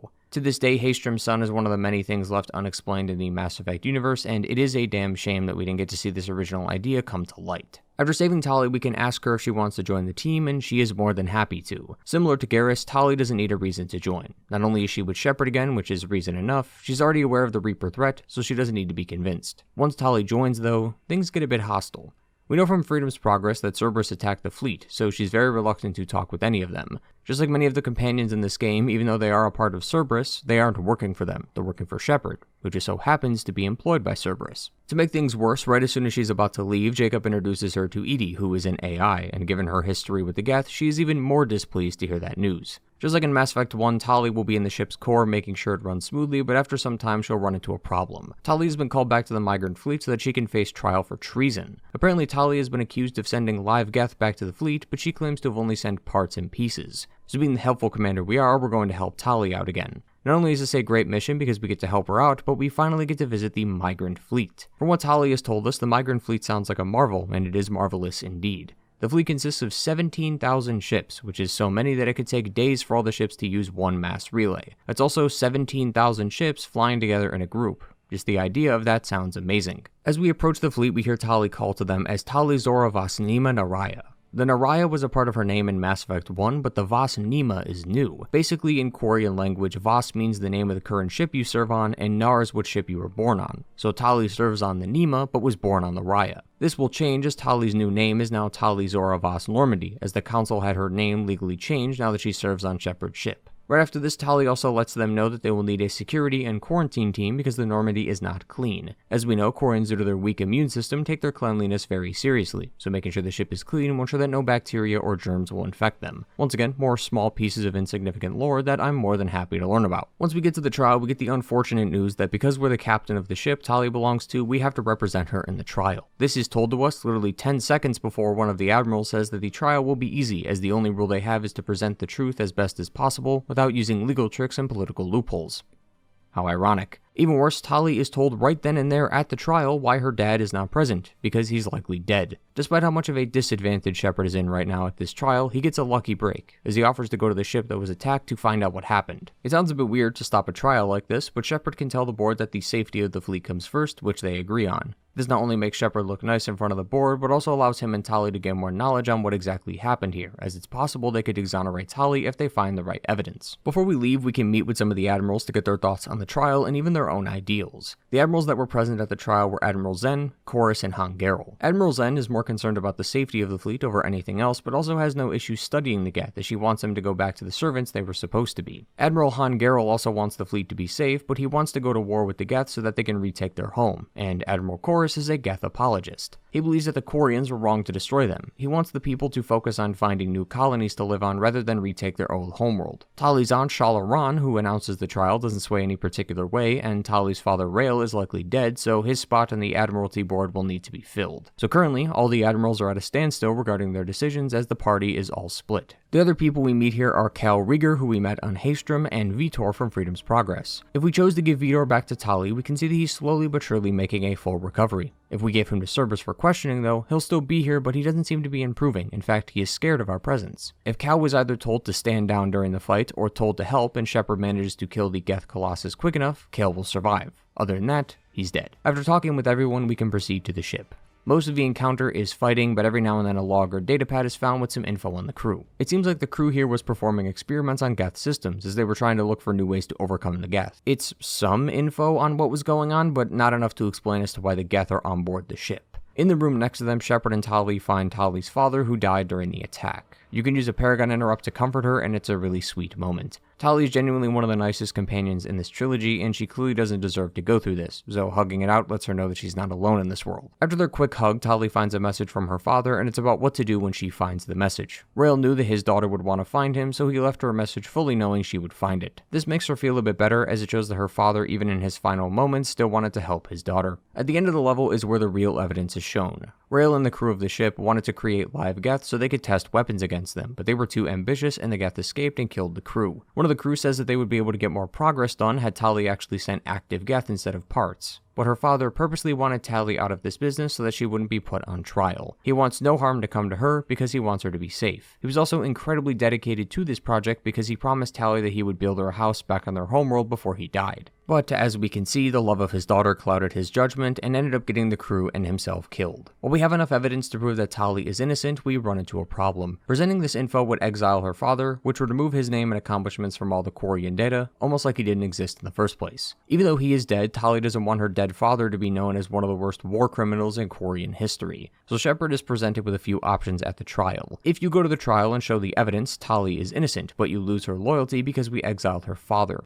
If we don't provide the evidence, Tali is exiled, but she stays loyal because we didn't exile her father. However, we have the option to also use the speech check, which has Tali exonerated without the need of evidence, meaning she's loyal to us anyway. Or, on the rare case you manage to save Vitor, Cal Rieger, and talk to the admirals prior to the mission, you can rally the crowd as the game says, which has Vitor and Cal speak on her behalf, allowing her to win the trial and allowing us to gain her loyalty. This is a lot of options, and I love the differences between them. Going above and beyond and making sure we get the best of both worlds requires Shepard to do things outside the trial, and unique requirements should provide unique results. If Shepard didn't take these options, he's forced to choose between the lesser of two evils, both of which will not end in a happy ending for everyone. I really love the way this finale was handled and how wonderful the mission itself is in regards to its lore and background. I don't think I need to say this, but Tali's quest is fantastic. Tali as a person is probably my favorite companion in the trilogy, although Garrus does give her a solid run for her money. Being the figurehead of Quarian knowledge in this game, I've always enjoyed talking with her. Every conversation or interaction with her always seems to provide more insight on the Quarian people and their thoughts on the Geth. And speaking of Geth,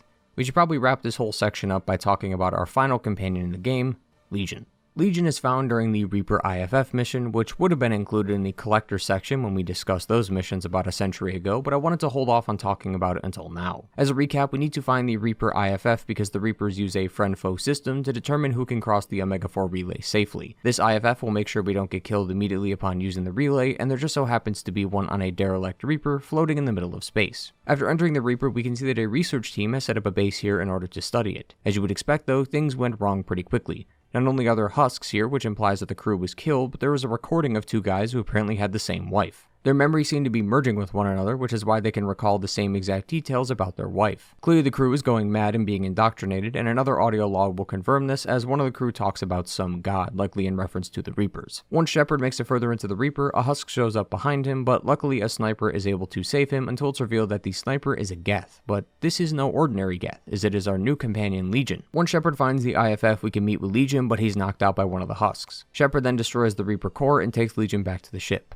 Similar to Grunt, Shepard can refuse to activate him and instead sell Legion to Cerberus. If we activate him though, we learn a lot more about Legion and the Geth. Legion is a Geth mobile platform. He also seems to be a bit rare in regards to other mobile platforms. Geth are originally synthetic code, so the body they use is really just a body. Each Geth comes with roughly 100 programs equipped within them. These programs then form inside the Geth, which they call a mobile platform. It's almost as if 100 voices were talking and controlling a body at the same time. Legion is special as he was specifically designed to operate alone outside the Geth homeworld, so he has over 1100 programs that inhabit the body. As we know, Geth have the ability to expand their neural network. Tali says that the more Geth there are together, the smarter they are. Since Legion has 1100 programs compared to the normal 100 or so that regular Geth have, that means Legion is 11 times smarter than a normal Geth soldier. That is also why Legion refers to himself as we, because he's talking about all the individual programs that reside in the body. This was also why Legion was given so many programs, because with all that power he could operate on his own and do what he was intended to do, which was to communicate with organic life outside the Geth homeworld. A normal Geth would likely not be able to do this on their own since they lack enough programs and bandwidth. I know this may seem confusing because ever since the start of the series we have seen Geth as these robotic bodies, but in Legion's loyalty mission we can see what's called a hub, which contains millions of Geth inside. Remember, they are just lines of code, so they're able to exist in small spaces like this. The question still remains though, why is Legion trying to find Shepard? He calls out to him when they first meet, so there must be a reason. Well, Legion was searching for Commander Shepard because they have mutual goals. Shepard and Legion both hate the Heretics and the Old Machines. The Old Machines are what they call the Reapers, and the Heretics are the bad Geth. Legion followed Shepard by retracing his steps all the way back to Eden Prime. He ended up finding the crash site of the Normandy, which is why he's wearing part of Shepard's N7 armor. Up until this point, we may have assumed that all Geth wanted the same thing, but since they have sentience, they have the ability to think for themselves. The true Geth, which Legion is a part of, are the ones that hate the Reapers. The Heretics are the ones who allied with the Reapers, and the ones we've been fighting since Mass Effect 1. Legion also briefly mentions a being called Nazara in this conversation, which he says is the name of the being we call Sovereign. This is likely Sovereign's actual name, as we know that Reaper is the wrong term. Sovereign even says in Mass Effect 1, Reaper, a label created by the Protheans to give voice to their own destruction. As for how Sovereign even contacted them, the Reapers like the Geth were listening in on organic radio transmissions, and from listening to them is how the Reapers learned about the Geth war with the Quarians, and then Sovereign sought them out and recruited them. This whole conversation is fascinating, as it implies that not all Geth want to fight organic life and simply just want to exist. Furthermore, Heretic is oddly specific. A heretic is someone who has views opposite of the current church's views. This would mean that the Geth have some sort of religion they believe in. We briefly saw a bit of this on Pharos, as some of the Geth looked like they were praying to something, but it's unclear if the heretics have a different religion than the true Geth do. But fighting the Reaper isn't the only reason they want Shepard's help. The Heretics have created a weapon, something more akin to a virus, and when activated will rewrite some of the code in the Geth to make the true Geth join the side of the Heretics. Legion was sent to stop it, which is why he was seen at the Reaper core when we arrived. To stop this virus though, we need to make it to the Heretic station on the edge of the Terminus system. As you would expect by now, there was a lot of combat in between a lot of dialogue. When we arrive, Legion will say that Shepard has the option to either destroy the Geth or convert the heretics to the true Geth, thus doing the opposite of what the virus was intended to do. When asked what Legion wants, he says that he's unsure. Out of all the programs that make up the mobile platform, 573 want to rewrite them, 571 want to destroy them. Legion isn't able to make a decision though due to this conflict. This is likely so Shepard gets the final choice on the matter, but it is interesting to see that not even all the programs in the Legion mobile platform can even come to an agreement, further showcasing how much sentience the Geth truly have. This is even shown to us a bit earlier, as when analyzing the Geth hub, Legion says that the heretics have copies of their current patrol routes. To organic life, this is normal when dealing with enemies, but to Legion this is new. When the heretics split off from the true Geth, they let them. There was no war between them. The two groups had peace. Given that Legion is synthetic, it's hard for him to understand the concept of conflicting ideals, and how two people that grow apart will develop in different ways, meaning that two people won't be the same anymore. After getting to the end of the station, we can choose whether or not to rewrite the heretics. We sadly don't see the outcome of this decision, and for lore reasons, it actually makes sense. According to Legion, anyone connected to the Geth neural network will change within a day. However, any of the mobile platforms like Legion won't be affected until they connect back to the network. So many of the Geth we would fight in side quests and such likely haven't become infected yet, as they haven't had an opportunity to plug into the network. Once the crew escapes the station, Legion becomes loyal, meaning all of our companions are loyal to Shepard.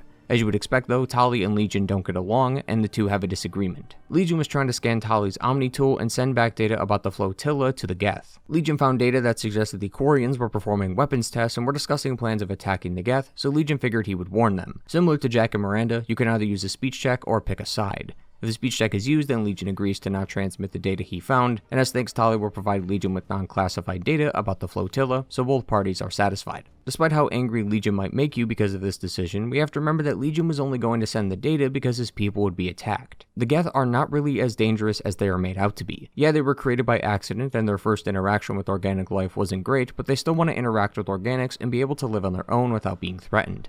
That's why the Geth want to defeat the heretics, as they give them a bad name. It's a new side to the Geth we haven't seen yet. I just wish we had more time to talk to Legion. If there's one major downside to Legion, is that he's found so late in the game that the player will likely never actually use them in the squad when on missions. There's so many missions in this game I would have loved to see Legion on, like in Horizon or even the Collector's Base, but we weren't able to do that. You're able to bring him in some of the recruitment missions, but you also have to risk sacrificing the entire crew in order to do so. I'll explain that later, but if you go a bit out of order, you can actually bring Legion to Tali's recruitment and loyalty mission, which means you're literally bringing a Geth to the migrant fleet. And all of the interactions this creates are tense, or in Cal Rieger's case, are downright hilarious. Squad Leader Cal Rieger, Migrant Fleet Marines. We talked on the radio before that dropship arrived. You've got a Geth right behind you. We are allied with Shepard. We will fight the Geth units in this area. You know, ordinarily that wouldn't fly with me, but I can't afford to be picky right now. I can't believe you. Get down! Allied fire. Seeking cover. Requesting assistance, Shepard Commander. How does that Geth know your name? This Geth is part of our team. It's fighting the other Geth. I can explain it later. I don't think it's a good idea to bring a Geth.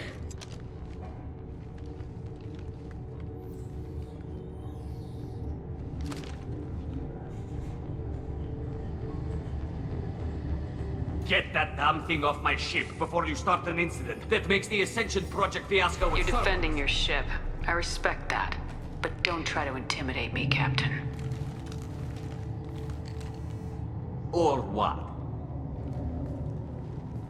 Or I take off this mask and breathe germs all over your nice, clean ship. Security. A Geth is present in the courtroom. Does Tali Zora think to affect this hearing with threats? Furthermore, if you remember from Tali's loyalty mission, one of the admirals is a Geth apologist, and bringing Legion here provides new dialogue. Do you think the Geth would be willing to accept a truce with Quarians, Legion? We did not seek hostilities with creators. We fought for continued existence. So your people would be open to peace? Not without additional data that suggests coexistence is possible or desirable for creators. When the creators have believed victory is possible, they have attacked us 100% of the time. I understand. It would be difficult to argue for peace when faced with odds like those. That does not mean the argument should not be made. I've always felt that Legion is the most underappreciated companion in the game due to him being recruited right before the final mission. I would have loved to see how he would have acted during the other companions' recruitment missions like with Garrus, but unless I'm mistaken, you need to recruit the first batch of characters before Horizon can start, which means it's impossible for him to be present during the mission. With Legion and his mission done, however, we've officially talked about all 12 companions in Mass Effect 2, and by now you can probably tell that over half of this video has just been spent talking about the companions. This not only shows that the companions have way more depth to them than before, but also shows how little the game has in terms of content when the companions are taken out, and that may be a problem for some people. During the development of the game, one of the devs said, quote, "The funny thing is that people will say other than gathering your crew, and building your team, and getting ready for this mission, there's not much story there, but that is the story." End quote. While I personally like this game's story, I could see how many people will be upset by this decision. We finally got to see the main thread of the game in action, but now we're focused on the companions now. I saw a couple comments on the previous video that said Mass Effect 2 is the weakest game in the series, and I can't blame you if you think that way. There are only 4 missions in this game regarding the Reapers, which is a third of the number of the companions we have on our team. While I am glad that we learned more about the Reapers and the Collectors, and we still have more things to learn about them that I'll get to in a moment, I would be lying if I said that I'm glad that the Reapers were pushed to the side as much as they were in this game. At the end of the day though, at least the content we did get was worth it. All the companions, just like their gameplay, all provided unique experiences to the story. Some added new races, some added new roles and social systems, others were just more of the same. But one thing that they shared was that each mission was personal to them. Even though a few of the missions weren't that interesting to me, the feeling that what I was doing was deeply personal to them was there at every step. Not once did any mission feel unimportant. Each character had different problems plaguing them, and I was more than happy to help them with their issues. After all, they were helping me with my biggest issue, taking down the Reapers, so it's only fair that I helped them with theirs. The only complaints I did have though were that some of them were just not that interesting to me. I said quite a bit ago that many of the human companions weren't as interesting with the exception of Jack. This problem corrupted Mass Effect 1 as well for likely the same reason. Ashley and Kaidan, while interesting, couldn't hold a candle to the other 4 as they were from different races and different cultures. Most of Ashley and Kaidan's life is already known because they're human. We don't need to ask what gods they pray to, how they eat, or are their immune systems different because we already know. This carries over into Mass Effect 2 as each character that wasn't the 5 humans either added new insight into their race's culture and background or already did that in Mass Effect 1. Out of the others, Jack was really the one that stood out the most. Jack's story built upon the idea of biotics and ran with it, showing the player how horrible the experiments were and what life was like for the kids that were subjected to it. Zaid and Kasumi's missions were short, which is the main reason I'm giving most of them a pass, as if they were longer, I likely wouldn't have enjoyed them. I understand that not everything has to be about a life-changing event, and can be something as simple as killing someone who wronged you, but we've also killed thousands of other Blue Suns already. Yes, Vito was different, but the only difference is that he had a name. As for Jacob and Miranda, I found myself happy by the end of each mission, but only because it was finally over. I think a major contributor to this was their personalities. Jacob is just a typical Cerberus soldier, and Miranda was created to be a perfect biotic. Nothing ever goes farther than this, and their loyalty missions didn't really help them much either. They aren't the only characters with lackluster or repetitive ideas, as Garrus is still the same old Garrus. Personally, I'm fine with this because Garrus comes with a lot of charm, but even still, they managed to weave his idea of what it means to enact justice into his loyalty mission and give us a chance to think about whether or not Sidonis deserved it. Jacob and Miranda were more about daddy issues, and while Miranda's made sense, I still found both of them to be disappointing. But that's okay. You aren't going to nail it every single time, and as a complete package though, there were a lot more good companions than bad ones. Before we continue where we left off, it's about time we talked about the side content and DLC in this game. This section of the game's content really shows off its best and worst looks. The side quests are similar to Mass Effect 1, where most of them involve a small errand with not too much story involved, which, as I said in the prior video, is completely fine. We do get a few unique missions, like being able to find the crash site of the original Normandy, which I really enjoyed, and you can also travel back to the Citadel for a lot of side missions. The only disappointing part is that the Presidium has now been completely removed, as the Presidium floor is really just the Counselor's room. When we enter the room, Anderson will be there regardless of our choice. If we let them live, then we'll be able to talk to the Council about Cerberus and what we've been up to, but if they died in the previous game, we won't be able to see them at all. Even though we get to speak with them, it's only briefly and goes just about how you would expect.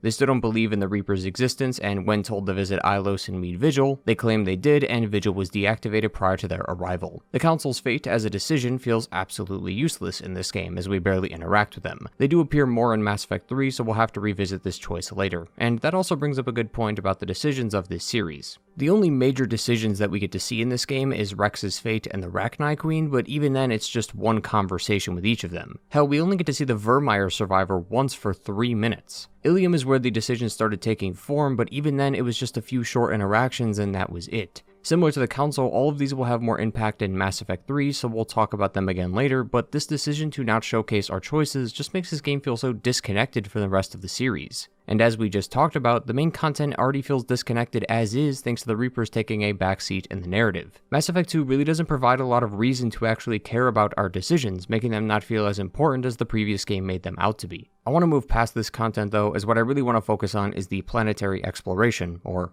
lack thereof. BioWare revamped the planetary exploration of Mass Effect 1 by completely removing it. Sort of. All you do now is go to planets and scan them for resources. From a pure gameplay perspective, this system has more benefits than the previous one, as the resources are vital to upgrading your equipment. So on those merits alone, I do prefer this system, but as a whole, it's just disappointing. Every now and then when exploring a planet, you'll find what's called an anomaly, which is a very short mission that can take anywhere from 1 to 5 minutes. These usually entail some random objective, like putting shields back online or just navigating a swamp. The one positive though is that a lot of these places look amazing. Even though they are incredibly small, the levels and skyboxes are great. I do wish that some of these locations though were just a bit bigger, because the Normandy itself is bigger than some of these places. Also, I'm fairly certain you cannot revisit them again, so you only get to experience these planets for the same amount of time it takes to complete the mission, and that's it. I just wish we could have had the original system back, because exploring planets was fun.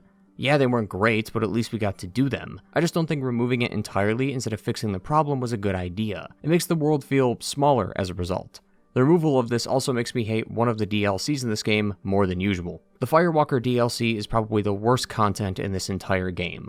It's all based around this floating vehicle called the Hammerhead. It was supposed to be a better Mako, and traversal-wise it absolutely is, as the Hammerhead has a higher jump and a boost with it. But combat with this vehicle is insufferable, as all you have to do is aim near a target and the lock-on missiles will take care of the rest. But that's of course assuming you live long enough to do that, as the Hammerhead dies extremely quickly even on normal difficulty. But the main problem I have with them is the worlds themselves. You have to travel to all these different planets for all these missions, and all of them are completely unique and incredible to look at, and it makes me wonder what would have happened if they had put some of this time into the planets themselves. I will recognize that time constraints may have played a role in this, but I have found no articles to claim this, so it leads me to believe that the removal of exploration was planned early on. It just sucks that the great planets in this game are held behind these missions, and these missions aren't even that good either. Most of it revolves around picking up items and then leaving. You can complete this entire DLC in about 30 minutes. The ending was at least somewhat interesting, as the data that we've been collecting belonged to a Dr. Oloy, who was possibly indoctrinated by the Reapers as he was caught sending their research to the Geth. There's also this Prothean orb at the dig site, but of course nothing actually happens, as all the data we sent to Cerberus is going to take years to survey, so we're not going to learn anything from this orb anytime soon, making the entire DLC completely worthless. At least the next one isn't that bad though. Arrival is a DLC revolving around another group of researchers and another Reaper artifact. Can't imagine this will go well. We are first tasked with saving this doctor who is being held at a Batarian prison. The Batarians are trying to interrogate her so that she can reveal the location of their main base. After rescuing Dr. Kenson, she reveals to us that the reason she was being held prisoner was that her group was trying to blow up a Batarian mass relay. Destroying one of these is unheard of so far in the series, so there has to be a good reason for doing so. According to the Doctor, she states that this mass relay, what they call the Alpha Relay, is how the Reapers will travel to the other mass relays, allowing them to take down all sections of the galaxy at once. Dr. Kenson believes destroying the mass relay will stop them from doing so. In-game, the concept of mass relays is misunderstood because the game allows us to travel between any relay we want. In universe, though, there are primary and secondary mass relays. Primary mass relays allow people to travel thousands of light years in a split second, but can only go to another relay, often called its partner. Secondary mass relays provide less distance, only a couple hundred light years instead of 1,000, but we can use any of the mass relays it touches within its range. The Alpha Relay is a combination of both. By tweaking its controls a bit, you're allowed to travel to any of the other mass relays, even if they're thousands of light years away. This is why Dr. Kenson wants to destroy it, but doing so would also destroy any life within its range. Thankfully, the system is remote, but 300,000 Batarians live on the planet we just rescued Dr. Kenson from, so lots of people will die regardless. Their plan was to launch a giant asteroid into the mass relay, which they assume would be enough force to rip it wide open. The question still remains though, how do they know about the Reaper invasion? Well, they have a Reaper artifact they call Object Rho just sitting there. in the middle of the facility. When Dr. Kenson touched it, similar to that beacon on Eden Prime, she saw visions of a Reaper invasion and knew that the relay needed to be destroyed. Despite saying only a few minutes ago that she and the crew were careful with the artifact, she ends up betraying Shepard, confirming that the crew was being indoctrinated. As a result, though, they knock out Shepard and try to keep him sedated until the Reaper invasion has begun. Clearly that isn't going to work, and now Shepard has to go through the facility alone and stop the invasion himself. During this whole counter, there's been a timer that's been slowly ticking down, and after getting knocked out again, Shepard now has 30 minutes before the Reaper invasion starts. Dr. Kenson realizes her only option is to blow up the asteroid before it hits the mass relay, but because Shepard is Shepard, he stops that as well. Just before leaving the asteroid though, Shepard gets a visit from Harbinger. They exchange in verbal blows for a bit before Shepard breaks out into this weird speech about fighting until the end and never giving up because that's what humans do. Weird time to preach about this, but sure. I'll go with it. Shepard then gets picked up in the Normandy and the asteroid hits the mass relay, delaying the Reaper invasion but also denying 300,000 Batarians the chance of continued existence. This will and should have damning consequences, but, and I'm starting to sound like a broken record here, none of that will be seen until Mass Effect 3, and even then I'm fairly certain it's just a few dialogue changes. Also, in case you're wondering what happens when the timer runs out, BioWare did plan for this.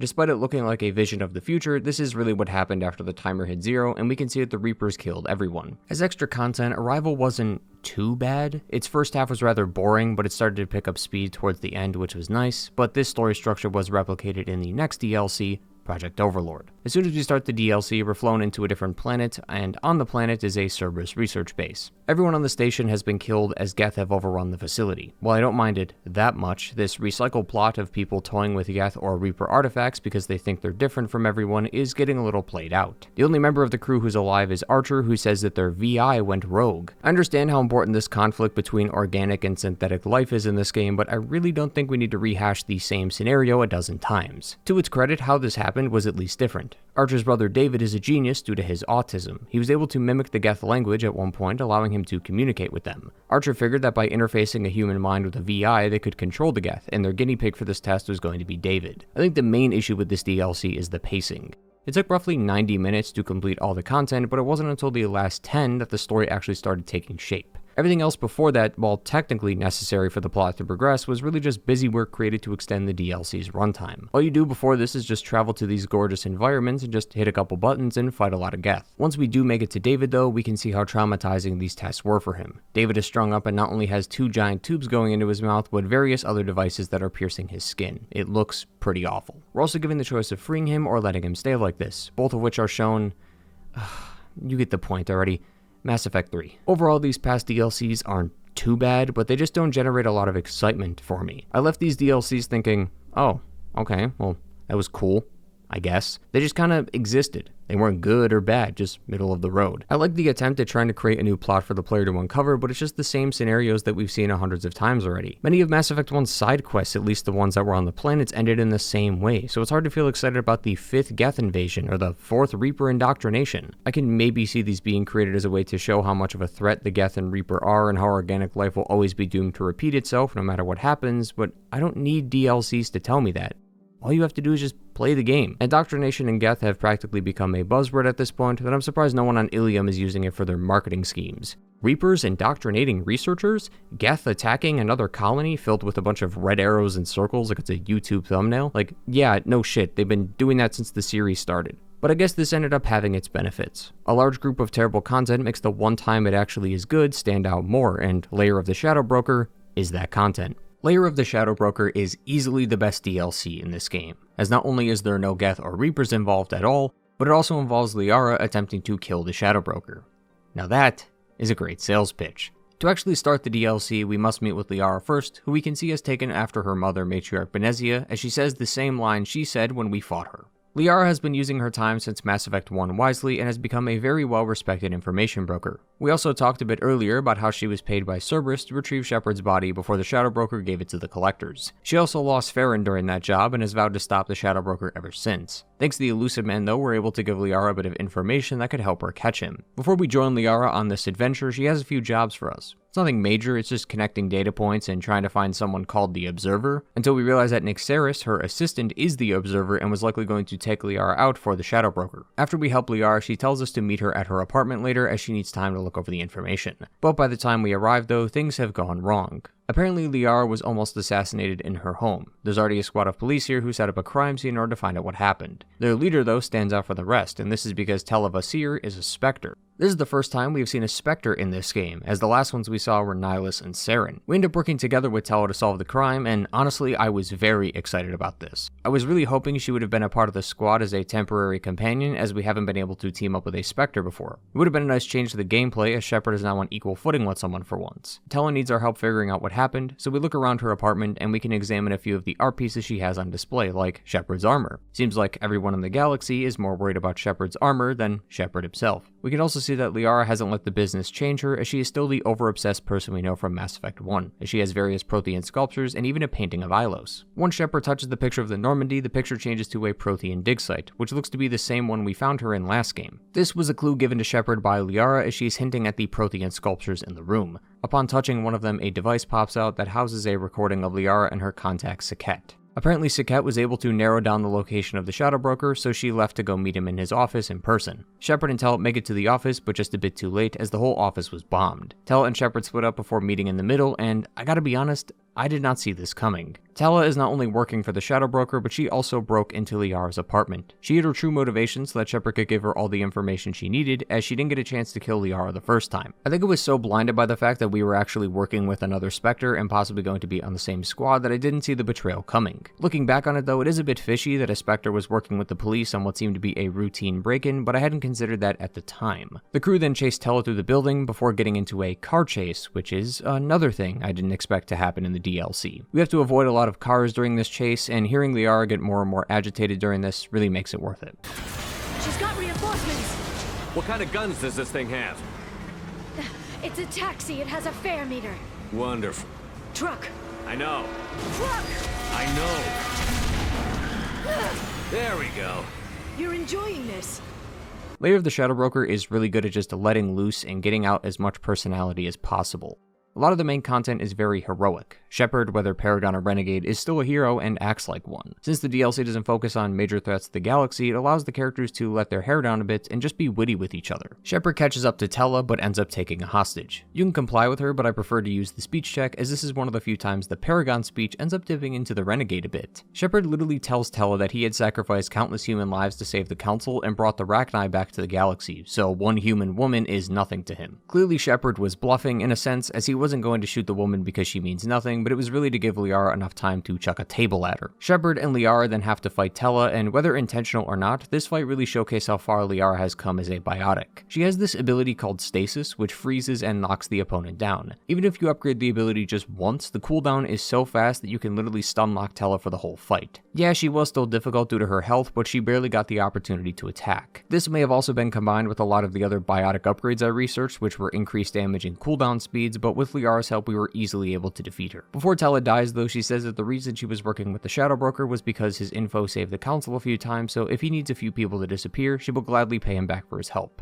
This is an understandable and realistic goal. Like many of the antagonistic figures in this game, they have reasonable goals, but their methods are a bit gruesome. As a Spectre, it's her job to enact justice and save the Council when necessary, so the end result was good, but the means were the issue. She also says that Shepard is just as bad as her, as he works for Cerberus. People getting mad at Shepard over joining Cerberus is this game's version of the Council not listening to his claims about the Reapers. It seems like Shepard can never catch a break over this stuff, and to an extent they are right, he is working for an extremist organization, but he has to or nothing else would get done, since no one even believes the Reapers exist in the first place. It's really hard for Shepard to justify his actions for joining when majority of the galaxy doesn't even believe they exist, so to many he just looks like an extremist, which really starts to piss you off after a while, and I feel like this was the intended purpose. With Tella dead though, she's able to get the data she needed, and now knows the location of the Shadow Broker. The Shadow Broker and his ship orbit around a planet called Hagalas. Its climate and weather are extremely dangerous, but by following the sunset, he is able to be completely undetectable, which is perfect for someone who hides their identity. It's also here where we can see the production value really ramp up, as the skybox and level design are top-notch. It's a really beautiful place to look at, even though we are thousands of miles in the air and could probably fall off if the wind was just a bit too strong. Similar to the car chase, a lot of the witty humor comes out during this encounter, especially when Shepard bitches about the good old days, when you were able to use Omnigel to hack things instead of using tech programs, which is referencing the previous games where you could do just that. This DLC really is one for the fans. Liara was one of the most unique characters in Mass Effect 1, and having an entire DLC dedicated to her was a wonderful experience. I also brought Garrus and Tali along when I could, so it can really feel like the good old days before the Reapers made themselves known. Liara and Shepard find Farron, but before we can free him, we have to meet the Shadow Broker himself, and he's... well, he's something, that's for sure. The Shadow Broker is a part of a species of beings called the Yogg. The Yogg grew up on a planet called Parnack. The Yogg have 8 eyes, which give them enhanced vision, allowing them to detect body language perfectly, making it hard for them to be lied in front of. The Yogg were discovered around 2125 by the Council, but when it was clear to the Yogg that they didn't come to their homeworld as their new servants, they attacked them. Because of this hostility, Parnack is off limits by order of the Council, which is why any Yogg haven't been seen since. As you would expect, there's only one way this is going to end, but the game purposely knocks out your other companion, so you and Liara have to fight him together. Poor Garrus. First a gunship, now a table? What's next? Before the fight though, the Shadow Broker may comment on your companion you bring, as he refers to him as Archangel instead of Garrus. Just goes to show that the Shadow Broker truly knows all. The fight with the Shadow Broker is similar to other large boss fights in the other games, where the player does the exact same thing, which in this case is shooting him and then punching him once his shield is up. But the added layers of difficulty after each phase are nice as to make it not seem tedious. The room also has limited space and cover, so trying to kill him before he reaches you can prove difficult. Due to how he was defeated though, the ship suffered a momentary blackout and some of the communications dropped. All the operatives he works with were awaiting confirmation to make sure everything is alright. Liara then takes the opportunity to talk with some of the operatives, and since the Shadow Broker never actually used his real voice, everyone was none the wiser, and Liara has become the new Shadow Broker. Her story really couldn't have gone any other way. Since we've met her, she's been obsessed with research and information, which is why she became a respected information broker, and now she's the galaxy's best information broker and has all the info in the world. Liara does break down a bit though, as she has been searching for Farron and Shepard for 2 years, and not only does she have both of them back, but the information she obtained could help the war against the Reapers. This was likely eating away at her for a while, as in Mass Effect 1 she helped, but she definitely wasn't the strongest ally on our team, and now in Mass Effect 2, despite knowing of the Reaper threat, she was hopeless without Shepard and his leadership. So she just used her limited time to get a new job, knowing that the Reapers could wipe them out at any point, but now she can pay Shepard back for all his help, and this whole talk between the two is just really sweet. While this may seem like the end, the game isn't done with the content, as now that Liara is in control of the ship, we can come and go as we please, and are able to use her resources to our advantage. The ship has the regular upgrade stations like the Normandy, but there is also an advanced training section where we can respec our companion's stats, a scanner that gives Shepard the location of planets with a lot of specific resources, which help with the aforementioned upgrades and research, and you can also come back every now and then and get deliveries, and even send out a random squad of people to do missions for you. It's a toss-up on whether or not it succeeds, but if you do, you can earn more credits from it. But by far the best part is reading the notes of our companions and other notable people in the game, and the video archive. These provide incredible insight into the Shadow Broker's plans, give us updates on our crew, and allow us to learn some of the funniest details about the people of Mass Effect. The video archive isn't as interesting as the notes, but we do get to see some incredible videos, like that reporter we knocked out get punched again by a Krogan and a Volus, as well as a few videos showing our companions. Honestly, the rewards alone are more than enough reason to finish this DLC. I must have spent 40 minutes going through all the content, and it was an absolute treat. Lair of the Shadow Broker really is the gift that keeps on giving. From its premise to its gameplay to its rewards, there wasn't a single low point at all in the entire DLC. The story of Liara and her character arc was a welcome addition to the content, and being able to just enjoy a mission that doesn't have to do with the Reapers is always a nice change of pace. As I said, it's easily the best DLC in the game, and it is one I absolutely recommend you play. After what has felt like a lifetime, we have finally made it to the final mission. Since we just spent the past hour and a half talking about the rest of the game, let me quickly just give you a recap of what we did in those Collector's missions. If you remember, the Collectors are abducting human colonies, and the Illusive Man is hiring Shepard to put together a team and stop them. During the Collectors missions, we uncovered that the Collectors are working for the Reapers and are also the long-lost Protheans. Their leader is Harbinger, a Reaper who is manipulating a Collector general and can use his powerful abilities to assume direct control of any Collector on the battlefield. Later, we learn that the Collector homeworld is not only accessible through the Omega-4 relay, but also in the middle of the galaxy. Using an IFF or Identify Friend-Foe system, the Collectors are able to travel back and forth without any problems. Shepard and the crew then investigate a derelict Reaper where they find the IFF and Legion, which leads us to where we left off.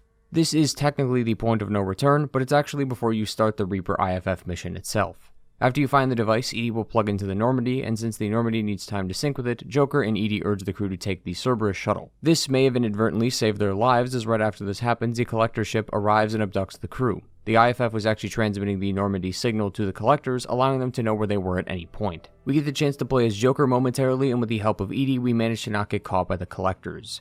Joker once again is present for one of the best lines in the game, but it's EDI saying it this time rather than him. Now you must reactivate the primary drive in engineering. You want me to go crawling through the ducts again? I enjoy the sight of humans on their knees. That is a joke. Right. Joker gets the word out to the rest of the crew, and now Shepard can decide what to do from here.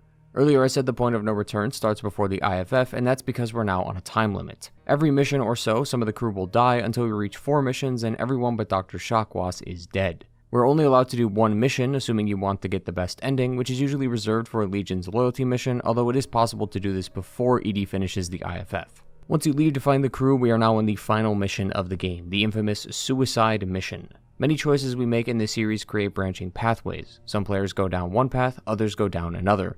The Suicide Mission can create the most amount of branching paths in the whole series. It is entirely possible to get every single companion killed during this mission. That's why knowing your crew and getting their loyalty is so important. It's possible for a companion to live without loyalty, but getting it will ensure that they have a much higher chance of surviving. This mission is not going to be some heroic story where all the crew make it out alive and defeat the bad guy. I mean, yeah, it is possible to do, but it's not guaranteed, and the game will not hold your hand during this at all. In fact, I would argue the game is purposely trying to make you fail. Firstly, there's a chance some of your crew dies before you even get to the ship. All of the crew on the Normandy have been giving you upgrades for the ship, like better shielding, better guns, etc. If specific upgrades aren't purchased, some of the crew can die. Right after this, you are tasked with picking someone to go through the vents of the Collector ship so they can open some of the doors on the other side. Not knowing what to expect, you may obviously look towards your companions for their thoughts. Jacob perks up and says that he would be a great pick. If you pick Jacob, he will die. Later, when inside the base, you'll need to choose a biotic expert. Miranda says that she can do it. Technically she can, but her shield will start to fail at the last moment, getting the other squad mate you brought along killed. The game is actively trying to make you fail at every single point. Pretty much for all the options you're given, if you either choose the wrong person or choose the right one but they're not loyal, that person will die. This is not only important for the game, but the series as a whole. Mass Effect 2 allows you to keep playing after the final mission, allowing you to finish up some of the content you may have not completed yet. If any of that content is done after the mission, any crew that die can never be selected again, and all those companions make an appearance in Mass Effect 3, so having them die here means that they'll be replaced by someone else later. The outcome of this mission can change the entire playthrough just from one decision. It's incredible, and it's still my favorite mission in the trilogy. Despite how difficult it seems though, it's honestly not as bad as you think. You need to pick a biotic expert, tech expert, and 2 fire team leaders. If you've been playing with your companions and doing their loyalty missions, then you should already know who belongs where. Garrus is a great pick for both fire team squads. Kasumi, Tali, and Legion are great tech experts, and Jack and Samar are great biotic experts. Not only do the loyalty missions allow you to gain more insight on how a companion plays during combat, but that knowledge can be transferred over to this decision. If you didn't do Kasumi's loyalty mission or never used her on your team, you might not realize she's a viable option for the tech expert position. The best thing about this mission though is that it was exactly what I talked about when we discussed Virmire. I brought up how the choice between Ashley and Kaidan was fine, but if you didn't like one or both of them, then it was a wasted opportunity. If you didn't like Ashley, there was no emotional impact involving your choice. In fact, you may have been happy that she was gone. Now not only can a companion die because of your choices, but other companions may get caught in the crossfire as a result. The suicide mission is intense and stressful, and the difficulty reflects that, by making the player genuinely feel like they might not make it out of here with everyone alive. One thing I will commend BioWare for though is that they make it equally as difficult to kill everyone as it is to save everyone. Doing the loyalty missions pretty much guarantees a large part of the crew will make it out alive, and I highly doubt most players didn't do these unless they're purposely going for an evil playthrough.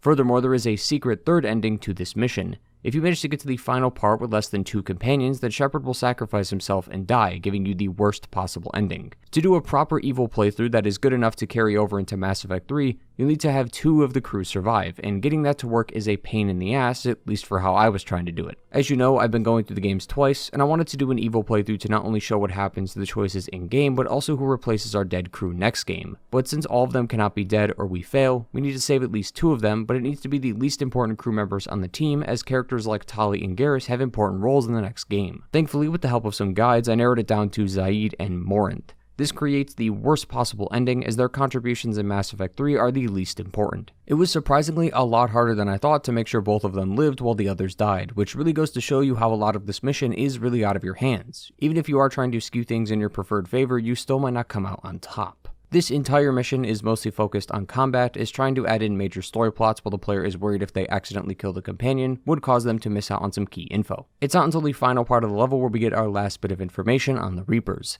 The reason the Collectors were abducting humans from their colonies was because of this. The skeletal machine in front of us is a human Reaper. When a colonist is harvested in those pods that we saw the crew in, they're turned into juice, for a lack of a better word, which is then injected into the human Reaper. After enough juice has been injected inside of it, it is ready to become a full Reaper. Given that it only goes down to the chest area, they aren't even close to done with it yet. We aren't sure why the Reapers do this, but the only thing that we can speculate on at the moment is that it's their form of reproduction. They use the species they kill as fuel to make another Reaper. I want to clarify that the Reaper wouldn't look like a human as a final product. Reapers are giant and way bigger than this human one is. This is likely just the inside of the Reaper, the core if you will, while the outer shell is just a regular looking Reaper. So it's not the fact that each Reaper looks like the race it used as fuel, but the core of each Reaper looks like the race it used as fuel. With this in mind, if this happened to all the races prior to this current cycle, then that would imply that the Protheans were not suitable subjects for a Prothean Reaper. If they were, that would mean a Prothean Reaper would exist, but since they were turned into the Collectors, that means either something didn't work, or they just simply found a better use for them. Seeing as we managed to find this Reaper in its earliest stage, we have a chance to stop it before it's finished. We can shoot the large tubes it's connected to, causing them to explode and remove its supply of juice. Once we break the tubes, we come to the final choice in the game, which is to save or destroy the Collector base. Just like we talked about with all the choices in this game, we won't know until the next game what actually happens. Once you make the decision though, the Reaper wakes up and we are now stuck in a boss fight. The final boss fight. It's a tough fight, but nothing too difficult, except when the game bugs out and forces Garrus to float, which is a bit weird, but other than that, it was a nice way to end the game. Once it's dead, the crew is sent off the edge, and it is also possible for them to die here as well, assuming they're not loyal, but this is the last time any of the crew can die during the mission. As Shepard escapes the ship, we can hear Harbinger monologuing before getting the reveal which confirms that Harbinger was indeed a Reaper and not a Collector. After the crew escapes, Shepard gets one last talk with the Illusive Man, who is either happy or upset depending on our choice of the Collector base, and the background also changes color again. The final cutscene of the game shows the crew, or lack thereof if they died, as well as the Reapers finally making their move on the Milky Way, as we can see them all immobilizing towards the galaxy, which leads directly into Mass Effect 3. Mass Effect 2 is an amazing game, and still my favorite in the trilogy. The characters we meet across these games are the reason I still play this series to this day, and having a game centered around a large group of characters would easily make it my favorite. Mass Effect 2, despite not having a large focus on the Reapers, still manages to provide us with some incredible information about their history, and make the player yearn for more once they see that the final battle is finally upon us. Several of Mass Effect 2's companions ended up becoming some of my favorites in the trilogy, and it was due to this game allowing us to see into their lives and give us an opportunity to learn more about them, making them feel unique. Not every companion had an amazing story, but the good more than outweighed the bad in this scenario. It's the highest rated game in the series, and it's clear to see why. There's so much content to do, characters to meet, and lore to uncover, all of which is wrapped up in one large present that is this game. It's not a perfect game, mind you. It does have its flaws, but it's nowhere close to being that bad that the entire game is brought down with it. However, Mass Effect 2 shows us that there is still more to come. While the game itself might be done with its story, Mass Effect as a series is not over yet, as the final battle is about to begin. And while I would love to talk to you about it right now, we'll have to wait until Mass Effect 3 to do so. Thank you for watching today, and I hope you enjoyed. I have to stop telling myself that there won't be enough to write about with these games, since this video has easily passed the 2-hour mark judging by the amount of pages I've written. I do plan to talk about Mass Effect 3 and Andromeda sometime soon, but I'm going to take a break for a bit. I'm planning something really special for October that I cannot wait to share with all of you. It's still going to be the same content as usual, but the games for October are going to be horror related. If you want to know more details, I'll be making a community post about it once we get closer to October, so make sure to turn on those notifications for the channel so you don't miss it. Regardless, like the video if you enjoyed, and subscribe if you're new.